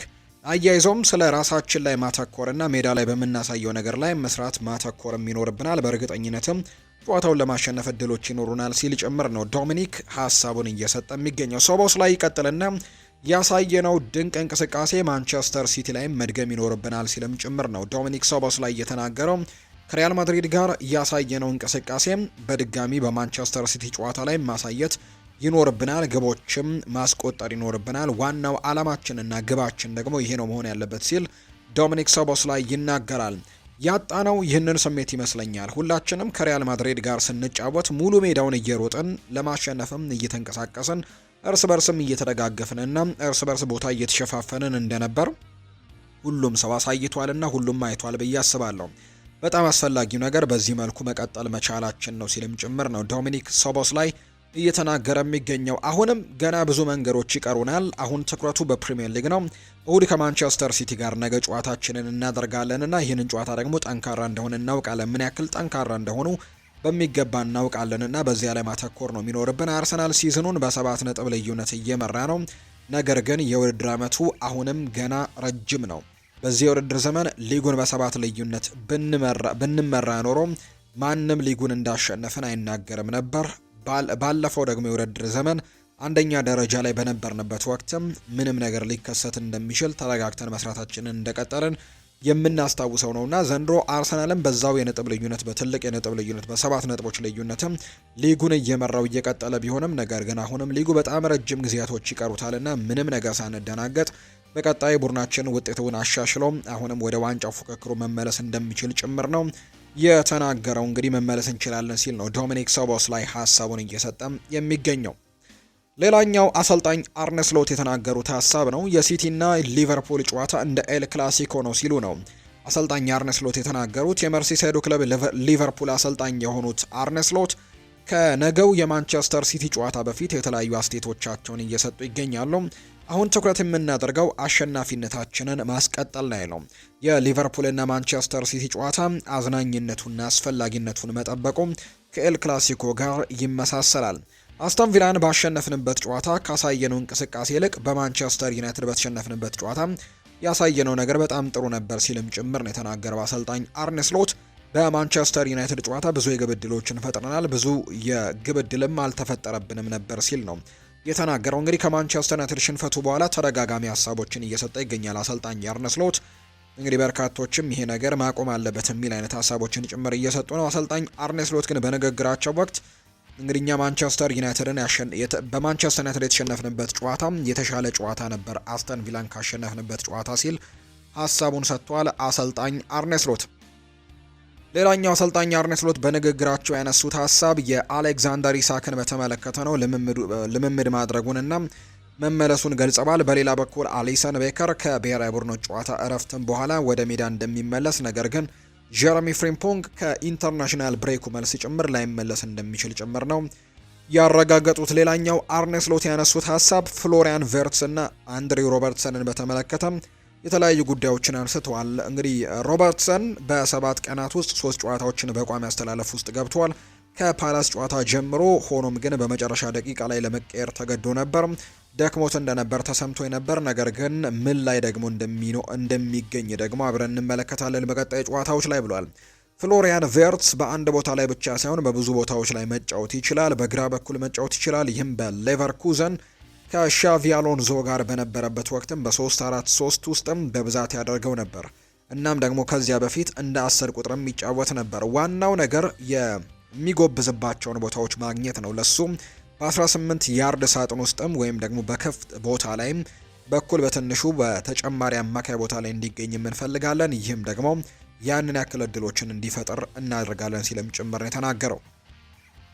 አሰልጣኝ አርነ ስሎት ይቀጥላሉ። በፕሪሚየር ሊግ ውስጥ ያለው የአካላዊ ጨዋታ በጣም የተለየ ነው። ትልልቅ ተጫዋቾችን ታያለ። እንደ ፕሪሚየር ሊግም በሴት ፒስ ላይም ትኩረት የሚሰጥ ሌላ ሊግ የለም ሲልም ጭምር ነው የተናገረው። ለእኛ ልዩነቱ ምናልባትም በፕሪሚየር ሊግ ውስጥ እድለኛ አለመሆንና በቻምፒየንስ ሊግ ውስጥ በትንሹ እድለኛ መሆን ነው። በፕሪሚየር ሊግ ውስጥ ያመለጡን ተመሳሳይ እድሎች ነበሩን። በቻምፒየንስ ሊግ እንዳለ እንግዲህ ተመሳሳይ የሴት ፒስ ሚዛን ቢኖረንም አሁን ላይ ከአርሰናል በ7 ነጥቦች አንርቅም ነበር ሲል ጭምር ነው የተናገረው። አርነ ስሎት በሊቨርፑል ቅርጽ ላይና ወጥነት ላይም ጥያቄዎች ቀርበውለት ነበር። በጣም ወጥ ሁነን ነበር፣ ነገር ግን በዛው ልክ ደግሞ በተከታታይ ነጥቦችን እያጣንም ነበር። ያ ደግሞ እቅዳችን አልነበረም። እቅዶቻችን ነገሮችን ወጥ በሆነ መልኩ ትክክል ማድረግ ነው። ሲቲ ከሜዳቸው ውጪ ያደረጉትን ጨዋታ በውድድር ዘመን ውስጥም ካሉት በጣም ከባድ ተግዳሮቶችም አንደኛው ነው። እያንዳንዱ ከሜዳ ውጭ የምታደርጋቸው ጨዋታዎች ከባድ ናቸው። ሲቲ ይህ ስሜት ተሰምቷቸዋል። 2 ከሜዳ ውጪ ባደረጓቸው ጨዋታዎች ተሸንፈዋል። አርሰናል በያዝነው የውድድር ዘመን በጣም ልዩ እንደሆነም እየተመለከትን ነው።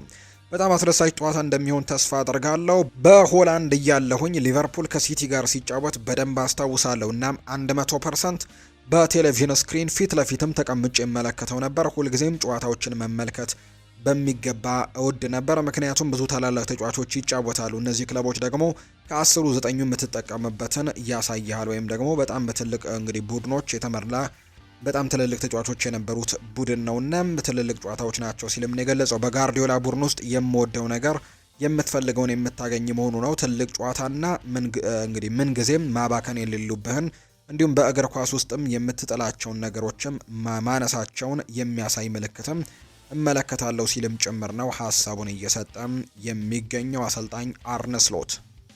የቼልሲን ጉዳዮች ደግሞ ወደ እናንተ እናደርስ። ማንም የፈለገውን የሚናገርበት ጊዜ ላይ ነን ሲል ጭምር አሰልጣኝ ኤንዞ ማሬስካ ይናገራል። የሰማያዊዎቹ አሰልጣኝ ኤንዞ ማሬስካ ዌይን ሩኒ ብዙ ተጫዋቾችን እያቀያየሩ ነው በማለት ላቀረበው ትችት ምላሹን ሰጥቷል። የቀድሞው የእንግሊዝ ብሔራዊ ቡድን ተጫዋች ዌይን ማርክ ሩኒ ኤንዞ ማሬስካ በርካታ ለውጦችን ማድረጋቸው ተጫዋቾችን አያስደስትም፣ አሰልጣኙ መጠየቅም አለባቸው ሲልም ጭምር ይናገራል። ኤንዞ ማሬስካ በበኩላቸው ከዚህ በፊት ተናግሬ ነበር፣ ማንም ሰው የፈለገውን የሚናገርበት ጊዜ ላይ ነን ሲሉ ተናግረዋል። አክለውም በአንድ ዓመት 65 ጨዋታዎችን በተመሳሳይ ተጫዋቾች ማድረግ የማይቻል ነገር ነው፣ ስለዚህ መቀየር አስፈላጊ ጉዳይ ነው ሲሉ ጭምር ነው የተናገሩት ማሬስካ።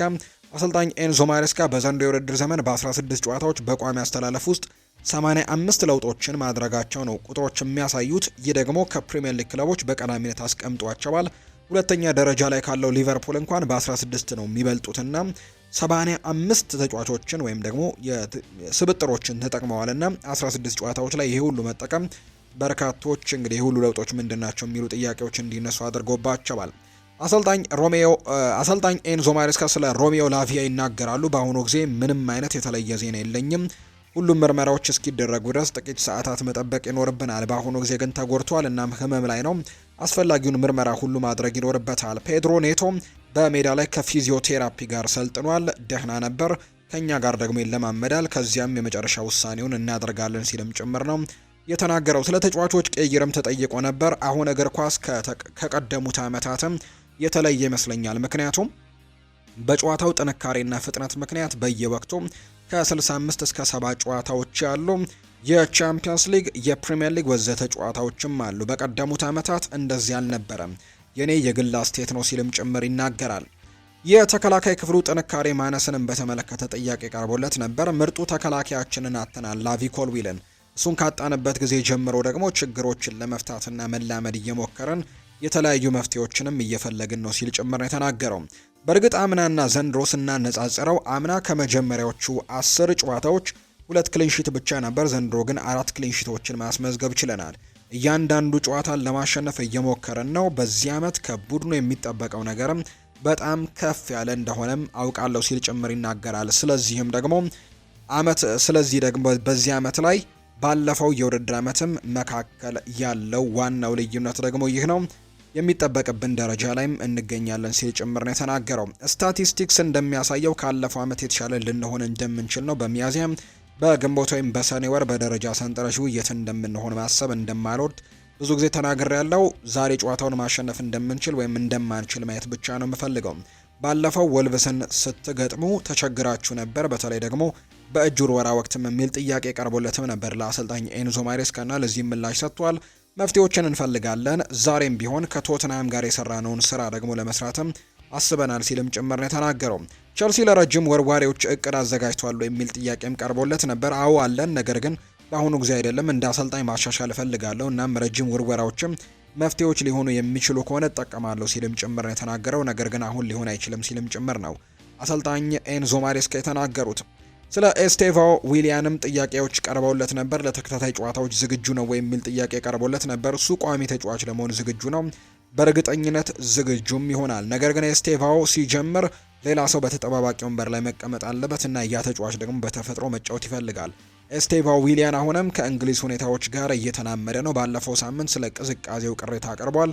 እናም እኔ ደግሞ ጥቅምት እንዲህ እንደሆነና እስከ ታህሳስ ጥር ድረስም እንደሚቀጥል ነገርኩት። አሁን ላይ እንግዲህ ሞቃት በሚሆንበት ጊዜ እስኪ ጠይቀኝም ድረስ ደግሞ እየጠበቅኩኝ ነው ሲል ጭምር ነው አሰልጣኝ ኤንዞ ማሬስካ ሀሳቡን እየሰጠ የሚገኘው። ማንቸስተር ሲቲን የተመለከቱ መረጃዎችን ደግሞ እናገራችሁ። ሊጉን ህዳር ላይ ያሸነፈ አንድም ቡድን የለም ብለዋል ፔፕ ጓርዲዮላ ነው ይህንን ሀሳብ የሰጠው። የማንቸስተር ሲቲ ዋና አሰልጣኝ ፔፕ ጓርዲዮላ ከነገው የሊቨርፑል ጨዋታ በፊት አስቴታቸውን ሰጥተዋል። ፔፕ ጓርዲዮላ ሲናገር ሊቨርፑል የተሻለ እንዲሆን ረድተነዋል፣ እነሱም ደግሞ እኛ የተሻለን እንድንሆን ረድተውናል ብዬ አምናለሁ ሲል ነው ጓርዲዮላ የሚናገረው። ማንም ሰው ህዳር ላይ ፕሪሚየር ሊግን አያሸንፍም፣ በተቃራኒው ህዳር ላይ ሊጉን እንግዲህ አያጣውም ሲልም ጭምር ነው የተናገረው። ስለዚህ ሊጉንም ማሸነፍ ሊጉንም ማጣት በህዳር ወር ላይ ያለ ነገር አይደለም ሲልም ጭምር ተናግሯል። ገና ረጅም ጊዜያቶች ይቀራል ሲል ጭምር ነው ጋርዲዮላ የሚናገረው። ቀጣይ 1000ኛ ጨዋታዬን አደርጋለሁ፣ ነገር ግን ሌላ 1000 እስከማሰለጥን እንዳትጠይቁኝ ትልቁ ቁጥር ነው ሲልም ጭምር ነው የተናገረው። የርገን ክሎፕ በጣም ናፍቆኛል፣ እሱን ለማሸነፍ ብዙ ማሰብ መስራትና መሻሻል ነበረብኝ፣ ብዙ አድክሞኛልም ሲል ጭምር ነው የተናገረው። ሰዎች በታሪክ ምርጡ አሰልጣኝ ነህ ይላሉ። አዎ ትክክል ናቸው። በሊጉ ከሊቨርፑል ጋር ትልቅ ተቀናቃኝነት ፈጥረናል። ከዚህ በፊት ማንቸስተር ዩናይትድ ከሊቨርፑል ወይም ከአርሰናል ነበር እንግዲህ ብለዋል። አሁን ደግሞ በሊጉ ከሊቨርፑል ጋር ትልቅ ተቀናቃኝነትን እኛም ፈጥረናል ሲል ጭምር ነው የተናገረው። አሰልጣኝ ፔፕ ጓርዲዮላ በንግግራቸው ወቅትም ሮድሪ በነገው የሊቨርፑል ጨዋታ ላይ አይሳተፍም ሲሉ ነው ያረጋገጡት። 3 አስደናቂ ድሎችን አሳክተናል፣ እናም ለእሁዱ ተጠባቂ ጨዋታን በጥሩ ስሜት ላይ እንቀርባለን ያለው ጋርዲዮላ ሊቨርፑል ከሪያል ማድሪድ ጋር ያደረጉትን ጨዋታ ተመልክቼ ነበር፣ ጥራታቸውን አይቼበታለሁ። በሜዳው ላይ በእያንዳንዱ ቦታ አስደናቂ ጥራት አላቸው። ለእነዚህም ደግሞ ደጋፊዎች በዚህ ጠንካራ ተጋጣሚያቸው ላይም ድል እንድናገኝም እንደሚረዱን ተስፋ አደርጋለሁ። በሊጉ ከሊቨርፑል ጋር ትልቅ ተቀናቃኝነት ፈጥረናል። ከዚያ በፊት ማንቸስተር ዩናይትድ ከሊቨርፑል ወይም አርሰናል ጋርም ነበር። አሁን ረጅም ጉዞ ከፊታችን ይጠብቀናል። ማንም ሰው ህዳር ላይ ሁሉንም ነገር መወሰን አይችልም። ሰዎች በታሪክ ምርጡ አሰልጣኝ እንደሆንኩኝ ይነግሩኛል ሲልም ጭምር ነው የተናገረው አሰልጣኝ ፔፕ ጓርዲዮላ። ስለ ፊል ፎደን እንመልከት። የ2023/24 የውድድር ዘመን የእንግሊዝ ፕሪምየር ሊግ እንዲሁም የፕሮፌሽናል እግር ኳስ ተጫዋቾች ማህበር የአመቱ ምርጥ ሽልማትን እንዳሸነፈ እናስታውሳለን። ፊል ፎደን ባሳለፍነው የውድድር አመት ግን ጥሩ እንዳልነበር የምናስታውሰው ነው። አሁን ላይ ግን ወደ ቀደመ ብቃቱ ለመመለሱ አንዳንድ ምስክሮች እየተሰጠው ይገኛል። 25 ዓመቱ ላይ የሚገኘው ፊል ፎደን በወጣትነት እድሜው በርካታ ድሎችን ማሳካት እንደቻለ ነው የሚታወቀው። የአውሮፓ ቻምፒየንስ ሊግን ጨምሮ 6 ጊዜ ያክል የእንግሊዝ ፕሪምየር ሊግ ዋንጫዎችን በማሸነፍም ስኬታማ የእግር ኳስ ህይወትንም ማለፍ እንደቻለ የሚያሳዩ ቁጥሮችን እየተመለከትን ነው የምንገኘው። ይህንን ተጫዋች በተመለከተ ፎደን በተለይም በእግር ኳስ ህይወቱ ምርጡ እንደሆነ የሚነገርለት የ2023/24 የውድድር ዘመን 27 ጎሎችን አስቆጥሮ 11 ለጎል የሆኑ ኳሶችን ደግሞ አመቻችቶ በማቀበል በርካቶችን ማስገረሙ የሚታወስ ነው። ይህንን ተከትሎ የፕሪሚየር ሊጉ እንዲሁም ደግሞ የፕሮፌሽናል እግር ኳስ ተጫዋቾች ማህበር የአመቱ ምርጥ ተጫዋች ሽልማትንም መውሰዱ የቅርብ ጊዜ ትውስታችን ነው። ነገር ግን ባሳለፍነው የውድድር ዓመት ባልተጠበቀ መልኩ ነበር ሀገሩ በወሳኝ ሰዓት በምትፈልገው የ2024 የአውሮፓ ዋንጫ እንዲሁም ክለቡ ማንቸስተር ሲቲ አጥብቆ በሚፈልገው ሰዓት የአቋም መውረድ እንዳጋጠመው መረጃዎች ያሳዩት። ከፍተኛ ጭንቀት ውስጥ፣ ከፍተኛ ችግር ውስጥም፣ ከፍተኛ ድባቴ ውስጥም ገብቶ እንደነበር በርካቶች ቢገልጹም ቢታወስም በ2025 ግን መልካም የተባለ እንቅስቃሴ ማድረጉ ነው እየተመለከተን የምንገኘው። በአሰልጣኝ ፔፕ ጓርዲዮላ ስርም የቡድኑ ቁልፍ እንግዲህ ተጫዋች ሆኖ ተጫዋቾች መካከልም አንዱ እንደሆነ የሚነገርለት ፎደን በያዝነው የውድድር ዓመት በተሻለ አካላዊ ብቃት እንዲሁም ደግሞ በራስ መተማመኑ ከፍ ብሎ እንደመጣ ተመልክተነዋል። ፎደን በዚህ ዓመት ለሲቲዝኖቹ በሁሉም ውድድሮች ባደረጋቸው 13 ጨዋታዎች 4 ጎሎችን አስቆጥሯል። 3 ደግሞ ለጎል የሆኑ ኳሶችን አመቻችቶ ማቀበል ችሏል። የፎደን ወደ ጥሩ ብቃት መመለስ ለሲቲ ብቻ ሳይሆን በአሰልጣኝ ቶማስ ቱሄል የምትመራውና በመጪው የዓለም ዋንጫም ትልቅ ግምቶችን ላገኘችው የእንግሊዝ ብሔራዊ ቡድንም መልካም ዜና ሊሆን እንደሚችል ጭምር ነው በርካቶች የሚያምኑት። የሪያል ማድሪድን ጉዳዮች ደግሞ ወደ እናንተና ድርስ። ጁድ ቤሊንጋም በቻምፒየንስ ሊግ ውድድር 50 ጨዋታዎች ላይ የደረሰ በታሪክ በዕድሜ ትንሹ ተጫዋች ሆኗል። ጁድ ቤሊንጋም 27 የአውሮፓ ቻምፒየንስ ሊግ ጨዋታዎችን ከሪያል ማድሪድ ጋር ነው ያደረገው። ቀሪውን 23 ጨዋታዎች ደግሞ ከዶርትሙንድ ጋር ማድረጉ ይታወሳል። አሁን ላይ 50 የአውሮፓ ቻምፒየንስ ሊግ ጨዋታዎች ላይ መድረስ የቻለ በዕድሜ ትንሹ ተጫዋች እንደሆነ ነው ማርካ የተባለው የመረጃ ምንጭ ይፋ ያደረገው። ሌላኛው ጋሬት ቤል የተናገረው ሀሳብ ነው። ለሪያል ማድሪድ የሚጫወት ሁሉም ተጫዋች እንግዲህ ተጫዋቾች በሙሉ ሁሉም አርማውን ሁሉ እንግዲህ አድርገው እንደሚገቡና ይህን ነገር ደግሞ ጠንቅቆ ማወቅ እንዳለባቸው ለክብሩ እየተጫወቱ መሆኑንም ማወቅ ይኖርባቸዋል። ሁሉም ተጫዋቾች ይህንን ክለብም ወክለው ሜዳ ላይ እስከገቡ ድረስም የክለቡን ታላቅነትና የአስተሳሰብ መንገድም ሊሰማቸው ይገባል ሲል ጭምር ነው የተናገረው። በሪያል ማድሪድ ተስፋ መቁረጥ በጭራሽ የሌለ ነገር ነው ሲል ነው ጋሬት ቤል የተናገረው።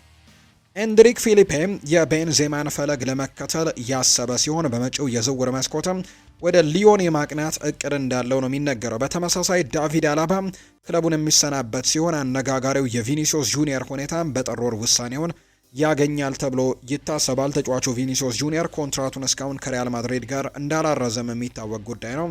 በቀጣይ ደግሞ በዚህ ክለብ ውስጥ ይቀጥላል አይቀጥልም የሚለው ነገር በርካቶች በጉጉት የሚጠብቁት ጥያቄ እንደሆነ ነው መረጃዎች የሚያሳዩት።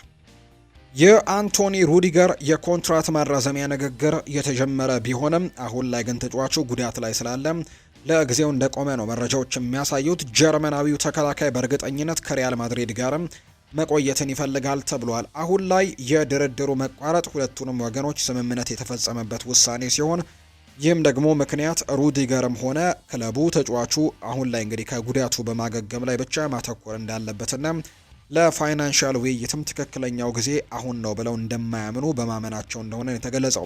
ድርድሩ በ2026 የመጀመሪያ ወር ላይ ይቀጥላል ተብሎ የሚጠበቅ ሲሆን ሩዲገር ወደ ሜዳ ሲመለስም እና ደግሞ በአካል ብቃት እንቅስቃሴውንም ሲጀምር ለክለቡ ምን ያክል አስፈላጊ ተጫዋች መሆኑን ማስመልከት ይፈልጋል የሚል መረጃ ነው ማርካ የተባለው የመረጃ ምንጭ እያወጣ የሚገኘው።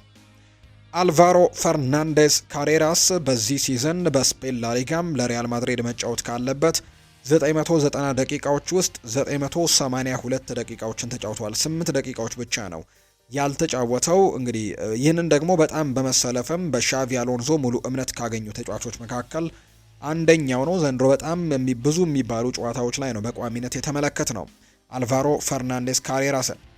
ኦሪዮል ሹዋሜኒ በተመለከተ ሪያል ማድሪድ ያለው እቅድ በህዳር 2026 ከኦሎምፒያኮስ ጋር በግሪክ በሚደረገው የቻምፒየንስ ሊግ ጨዋታ ላይ ይመለሳል ተብሎ እንደሚጠበቅ ዲያሪዮ አስ መረጃውን አጋርቷል። ባለፉት 2 ዓመታት በተለይ ደግሞ 2 የውድድር ዘመናት ሪያል ማድሪዶች በአውሮፓ መድረክ ከእንግሊዝ ክለቦች ጋር ያላቸው የጨዋታ ማሸነፍ ንጻሬ ወደ አሉታዊነት እየተቀየረ ነው። ከ2020 2021 እና እስከ 2022-23 የውድድር ዘመን ሪያል ማድሪድ የነበረው ፍጹም የበላይነት አሁን ላይ ግን እየተዳከመ መጥቷል። በዚያን ጊዜ ከፕሪሚየር ሊግ ክለቦች ጋር ባደረጋቸው 8 ጨዋታዎች 3 አቻ ሲለያይ 4 ጨዋታ ተሸንፏል። በጊዜው ሊቨርፑል፣ ቸልሲና ማንቸስተር ሲቲን ገጥሟል። ከ2023-2024 የውድድር ዘመን በኋላ ግን የነበረው የበላይነት መቀጠል የተሳነው ሲሆን ካደረጋቸው 7 ጨዋታዎች ማሸነፍ የቻለው 2ቱን ብቻ ነው። በ5 አጋጣሚዎች ደግሞ ተሸንፏል። ይህ ቁጥራዊ መረጃም የቡድኑ የውድድር መልክን የቀየረና በትልልቅ ግጥሚያዎችና በአስቸጋሪ ወቅትም እንግዲህ በጣም ግርማ የነበረውን ቡድን አሁን ላይ እየታጣ እንደሚገኝ ነው መረጃዎች በትልቁ ከሪያል ማድሪድ ጋር በተያያዘ እያጋሩ የሚገኙት። ሪያል ማድሪድ በጃኮብ ራሞን ላይ ያላቸው ፍላጎት አሁንም እንግዲህ እንዳልተላቀቀ ነው የሚነገረው። አሰልጣኝ ሻቪ አሎንዞ በግል የሚወደው ተጫዋች ከመሆኑን ባሻገር በሪያል ማድሪድ እንግዲህ ቡድን ውስጥም ደግሞ ከዓለም ዋንጫ ላይ የመጫወቻ ደቂቃ ተሰጥቶት እንደነበር እናስታውሳለን። የዓለም ክለቦች ዋንጫ ውድድር ላይ ጃኮብን ጨምሮ በሌሎችም ሀገራት የሚጫወቱ የሪያል ማድሪድ አካዳሚ ምሩቅ ተጫዋቾች አሁን በትክክለኛ ላይ የሚገኙ ሲሆን መልሶ የመግዛት አማራጭ በመኖሩ ኮንትራታቸውን በማቋረጥም በፈለጋቸው ጊዜም ወደ ክለቡ ሊመልሳቸው ይችላል ተብሎ እንደሚጠበቅ ነው ዲያሪዮ አስ መረጃው እየወጣ እንደሚገኝ ዘገባዎች የጠቆሙት። ቲቦ ኩርቱዋ አሁንም ሪያል ማድሪድ ሌላ ግብ ጠባቂ እንደማያስፈልገው ማረጋገጡን ቀጥሏል። ቤልጅማዊው ግብ ጠባቂ በፕሪሲዝን ሪያል ማድሪድ ሌላ ግብ ጠባቂ እንዳያስፈርም ያደረገው ጥረትም ፍሬ ማፍራት ጀምሯል። እንደሚታወቀው ሪያል ማድሪድ ስም ያለውና ሃይ ኳሊቲ ያለው ግብ ጠባቂን መቅጠርም እንደሚያስፈልገው በክረምቱ የተጫዋቾች የዝውውር መስኮት ላይ በመወሰኑ በክለቡ ዝውውር ራዳር ላይ የነበረው የአሁኑ የባርሴሎና ግብ ጠባቂ የሆነው ሁዋን ጋርሲያን የግሉ ለማድረግ ሀሳብ መሰረዙ አይረሴ ነውና ቲቦ ኩርቱ አሁን ላይ በቡድን ውስጥ አይነክ የሚባል አይነት ተጫዋች እንደሆነ ጭምር ነው እየተገለጸ የሚገኘው። ክሪስቲያኖ ሮናልዶ ሲያፈላልጋት የነበረችውን ሴት አግኝቷታል። ክሪስቲያኖ ሮናልዶ ከዓመታት በፊት በነበረው ቃለ ምልልስ በልጅነቱ ስለገጠመው አንድ ታሪክ ተናግሮ ነበር። ሮናልዶ በ12 ዓመቱ በምሽት ተርቦ በነበረበት አንድ አጋጣሚ አንድ የበርገር ቤት ሰራተኛ በነፃ በርገር እንዳቀረበችለት ገልጾ ነበር። እሷን ለማግኘትም በርካታ ሰዎችን ማነጋገሩንና በርገር ቤቱን በመዘጋቱ ሊያገኛት እንዳልቻለም ሮናልዶ በወቅቱ ተናግሮ ነበር። ሮናልዶ ይቀጥልና እሷን አግኝቼ አብሬያት ጊዜ ማሳለፍ ውለቷን መክፈል እፈልጋለሁ። ለኔም መቼም ልረሳው የማልችል ትልቅ ነገርን አድርጋልኛለች ብሎም ነበር። ሮናልዶ አሁን ላይ በሰጠው ቃለ ምልልስ ግን በዛ የችግር ጊዜ የደረሰለችለትን ሴትም ማግኘት እንደቻለን የታወቀው በርገር በነፃ ስትመግበኝ የነበረችውን ሴት አግኝቻታለሁ ያለው ሮናልዶ በቅርቡ ውለቷን እከፍላለሁ በማለትም ነው የተነገረው። ምን ሊያደርግላት እንዳሰበ የጠየቀው ክሪስቲያኖ ሮናልዶ ቃል እገባለሁ ለእሷ የማደርገው በጣም የተለየ ትልቅ ነገር ነው ሲልም ጭምር ነው ክሪስቲያኖ ሮናልዶ ሀሳቡን የሰጠው። እንደ ቶክ ስፖርት ዘገባ ከሆነ አይቫን ቶኒ በጥር ተጫዋቾች የዝውውር መስኮት ወደ ቶትናም ሊያቀና እንደሚችል ተዘግቧል። ቶማስ ፍራንክ ተጫዋቹን ወደ ቡድናቸው ለማምጣትም ተጫዋቹን እንዳናገሩት የተገለጸ ሲሆን ሪቻርልሰን ክለቡን በጥር ተጫዋቾች የዝውውር መስኮት በቋሚም ይሁን በውሰት ይለቃል ተብሎ ነው የሚጠበቀው። ኢንተር ሚላን የአስተን ቪላውን ተከላካይ ኤዝሬል ኮንሳን የማስፈረም ትልቅ ፍላጎት አላቸው። እናም ደግሞ ዋጋው በትንሹ 35 ሚሊዮን ዩሮ ደግሞ ይሆናል ተብሎ እንደሚገመት ነው ዘገባዎች የወጡት። ይህም ደግሞ የሆነበት ምክንያት በ2019 ከብሬንትፈርድ 13 ሚሊዮን ዩሮ የዝውውር ዋጋም ስለወጣበት ነው። የተጫዋቹም ውል እስከ 2028 ይቆያል ተብሎ ይታሰባል። ኢንተር ሚላን እንግዲህ ማርክ ጉሂን ይፈልጋል። ነገር ግን ወደ ሊቨርፑል የመቀላቀል እድሉ ከፍተኛ መሆኑን ይገነዘባሉ። ኤሲ ሚላን በጃንዋሪ የተጫዋቾች የዝውውር መስኮት ሮበርት ሌቫንዶስኪን ለማስፈረም እያጤኑበት ነው። ተጫዋቹ ግን ውሉ በሚቀጥለው ሰኔ እስከሚያልቅ ድረስ በባርሴሎና መቆየትን ይመርጣል። እንዲሁም በክለብ ውስጥም ደግሞ ያለውን ቆይታ ለማራዘም ደሞዙን መቀነስ እንኳን ካለበት ሊያደርገው እንደሚችል ጭምር እየተገለጸ ነው። ተጫዋቹ በዛ ቡድን ውስጥ መቆየትን ምርጫው እንደሚያደርግ ነው ዘገባዎች የሚያሳዩት። ነገር ግን የሚለቅበት እድል ደግሞ በጣም እየቀረበ እንዳለ ነው መረጃዎች የሚያሳዩት። ምክንያቱም ይህ ሰው እንግዲህ እድሜው እየገፋ እንደሚገኝ ጭምር የሚታወቅ ጉዳይ ነው። የእንግሊዝ ብሔራዊ ቡድን በቀጣይ ለምታደርጋቸው ጨዋታዎች ተጫዋቾችን ትላንትና በመምረጥ ይፋ አድርገዋል። አሰልጣኝ ቶማስ ቱሄል በቀጣይ ለሚጠቀምበት እንግዲህ ስኳዳቸውን ትላንትና ይፋ አድርገዋል። በቀጣይ በተለይ ጨዋታቸውን የሚያደርጉት ከሰርቢያና ከአልቤኒያ ብሔራዊ ቡድን ጋር እንደሆነ ይታወቃልና ለእነዚህ ጨዋታዎች ይረዳቸው ዘንድ ነው ተጫዋቾችን ጥሪ ያደረጉት። በግብ ጠባቂነት ዲን ሄንደርሰን፣ ጆርዳን ፒክፎርድ እና ኒክ ፖፕ ጥሪ የቀረበላቸው ተጫዋቾች ናቸው። በተከላካይ ስፍራ ላይ ዳን በርን፣ ማርክ ጉሂ፣ ሪስ ጄምስ፣ ኤዝሬል ኮንሳ፣ ኒኮ ኦሬሊ፣ ዣሬል ኳንሳ፣ ጀደን ስፔንስ እና እንዲሁ ደግሞ ጆን ስቶንስ በተከላካይ ስፍራ ላይ የተመረጡ ተጫዋቾች ናቸው። በአማካይ ስፍራ ላይ ኤሊዮት አንደርሰን፣ ጁድ ቤሊንጋም፣ ጆርዳን ሄንደርሰን፣ ዴክላን ራይስ፣ ሞርጋን ሮጀርስ፣ ስኮት እና እንዲሁ ደግሞ አደም ዋርተን ጥሪ የቀረበላቸው ተጫዋቾች ናቸው። በአጥቂ መስመር ላይ ዣሮድ ባውን፣ ኤቢሪቼ ኢዜ፣ ፌል ፎደን፣ አንቶኒ ጎርደን፣ ሃሪኬን፣ ማርከስ ራሽፎርድ እና ቡካዮ ሳካ እነዚህ ተጫዋቾች ጥሪ የቀረበላቸው ተጫዋቾች እንደሆኑ መረጃዎች የሚያሳየው። እንግዲህ ሌሎች ብሔራዊ ቡድኖችም ተጫዋቾችን እየጠሩ ይገኛሉ። ሌላኛው የፖርቱጋል ብሔራዊ ቡድንም በቀጣይ ለሚያደርጋቸው 2 ጨዋታዎች ስብስባቸውን ይፋ አድርገዋል። በዚህ መሰረትም ዲየጎ ኮስታ፣ ሆሴሳ እና ሩዊስ ሲልቫ በግብ ጠባቂነት ተካተዋል። ዲየጎ ዳሎ፣ ኔልሰን ሰሜዶ፣ ዣኦ ካንሴሎ፣ ማቲያስ ኑኔስ፣ ሩበን ዲያሽ፣ ጎንካሎ ኢናሲዮ፣ አንቶኒዮ ሲልቫ፣ ሬናቶ ቪየጋ፣ ዣኦ ፓሊኒሃ፣ ሩበን ኔቬሽ፣ ዣኦ ኔቬሽ፣ ቪታኒሃ፣ ብሩኖ ፈርናንዴስ፣ በርናርዶ ሲልቫ፣ ፔድሮ ጎንካልቭስ፣ ዣኦ ፌሊክስ፣ ፍራንቼስኮ ትሪንካኦ፣ ፍራንቼስኮ ኮንሴሳኦ፣ ራፋኤል ሊያኦ፣ ፔድሮ ኔቶ፣ ካርሎስ ፎርበስ፣ ጎንካሎ ራሞስ እና ክሪስቲያኖ ሮናልዶ ጥሪ የቀረበላቸው የፖርቱጋል ብሔራዊ ቡድን ተጫዋቾች እንደሆኑም ነው መረጃዎች በትልቁ እያሳዩ የሚገኙት። በቀጣይ ብሔራዊ ቡድኖች ለሚያደርጉት ጨዋታ ጥሪዎችን እያቀረቡ ይገኛሉ። አንጎላ ለአርጀንቲና መክፈሏ ዜጎቿን አስቆጥቷል። አንጎላ ብሔራዊ ቡድን ከአርጀንቲና ብሔራዊ ቡድን ጋር የወዳጅነት ጨዋታ ለማድረግ ማቀዱ ይፋ አድርጓል። አንጎላ አርጀንቲናና ሊዮኔል ሜሲን ወደ ሀገሯ ለማምጣት ለአርጀንቲና 12 ሚሊዮን ዩሮ ትከፍላለች። ይሁን እንጂ ከፍተኛ ገንዘብ የሚያስወጣው የአንጎላ መንግስት ትልቅ ውሳኔ የሀገሪቱ ዜጎችን ያስደሰተ አልሆነም። ይህ ደግሞ አይነቱ ከፍተኛ ገንዘብ በሀገሪቱ ለእግር ኳስ እድገትም ለመደገፍና አካዳሚዎችን ለማጠናከር መዋል አለበት ሲሉ ነው የሀገሪቱ ዜጎች የተናገሩት። በአንጎላ የሚገኙ የዜጎች መብትም ተሟጋቾች ቡድኖቹም በበኩላቸው ህዝቡ ደግሞ አድማ እንዲያደርግባቸው ጭምር በመጥቀስ ላይ ናቸው። ህዝቡ ቤቱ በመቀመጥ እንግዲህ መግለጽ ይችላል ያሉት ተሟጋቾቹ ባለስልጣኖቹ ብቻ ይሄዱ ጨዋታውን ቤት ሆነንም መመልከት እንችላለን ሲሉ ጭምር ነው የተናገሩት። ለወዳጅነት ጨዋታ የሚዘጋጁ የስቴዲየም መግቢያ ትኬቶች ተሽጠው ይጠናቀቃሉ ተብሎ ሲጠበቅ ነበር። አፍሪካዊቷ ሀገር አንጎላ ግማሽ ያክል ዜጋዋ እንግዲህ ድህነት ላይ የሚገኝ ነውና ይህንን ውሳኔ መወሰኗ ደግሞ ደጋፊዎችን ወይም ደግሞ ህዝቧን እንዳላስደሰተም የሚያሳይ መረጃ ነው በትልቁ እየሰማን የምንገኘው። የተወደዳችሁና የተከበራችሁ ቤተሰቦቻችን ለዛሬ ያዝንላችሁ አዳዲስ ስፖርታዊ ጉዳዮቻችን እነዚህ ነው የሚመስሉት። ስላደመጣችሁን፣ ስለተከታተላችሁን፣ ቆይታችሁን ከኛ ጋር ስላደረጋችሁ እጅጉን ከልብ አድርገን ነው የምናመሰግነው። ፏድ ባሩ የዛሬውን ፕሮግራም እየመራው ከእናንተ ጋር ቆይታን አድርግ ያለው። በቀጣይ ፕሮግራሞቻችን ሌሎች ስፖርታዊ ጉዳዮችን፣ ሌሎች አዳዲስ መረጃዎችን አካተን በስፋት የምንገናኝ ይሆናል።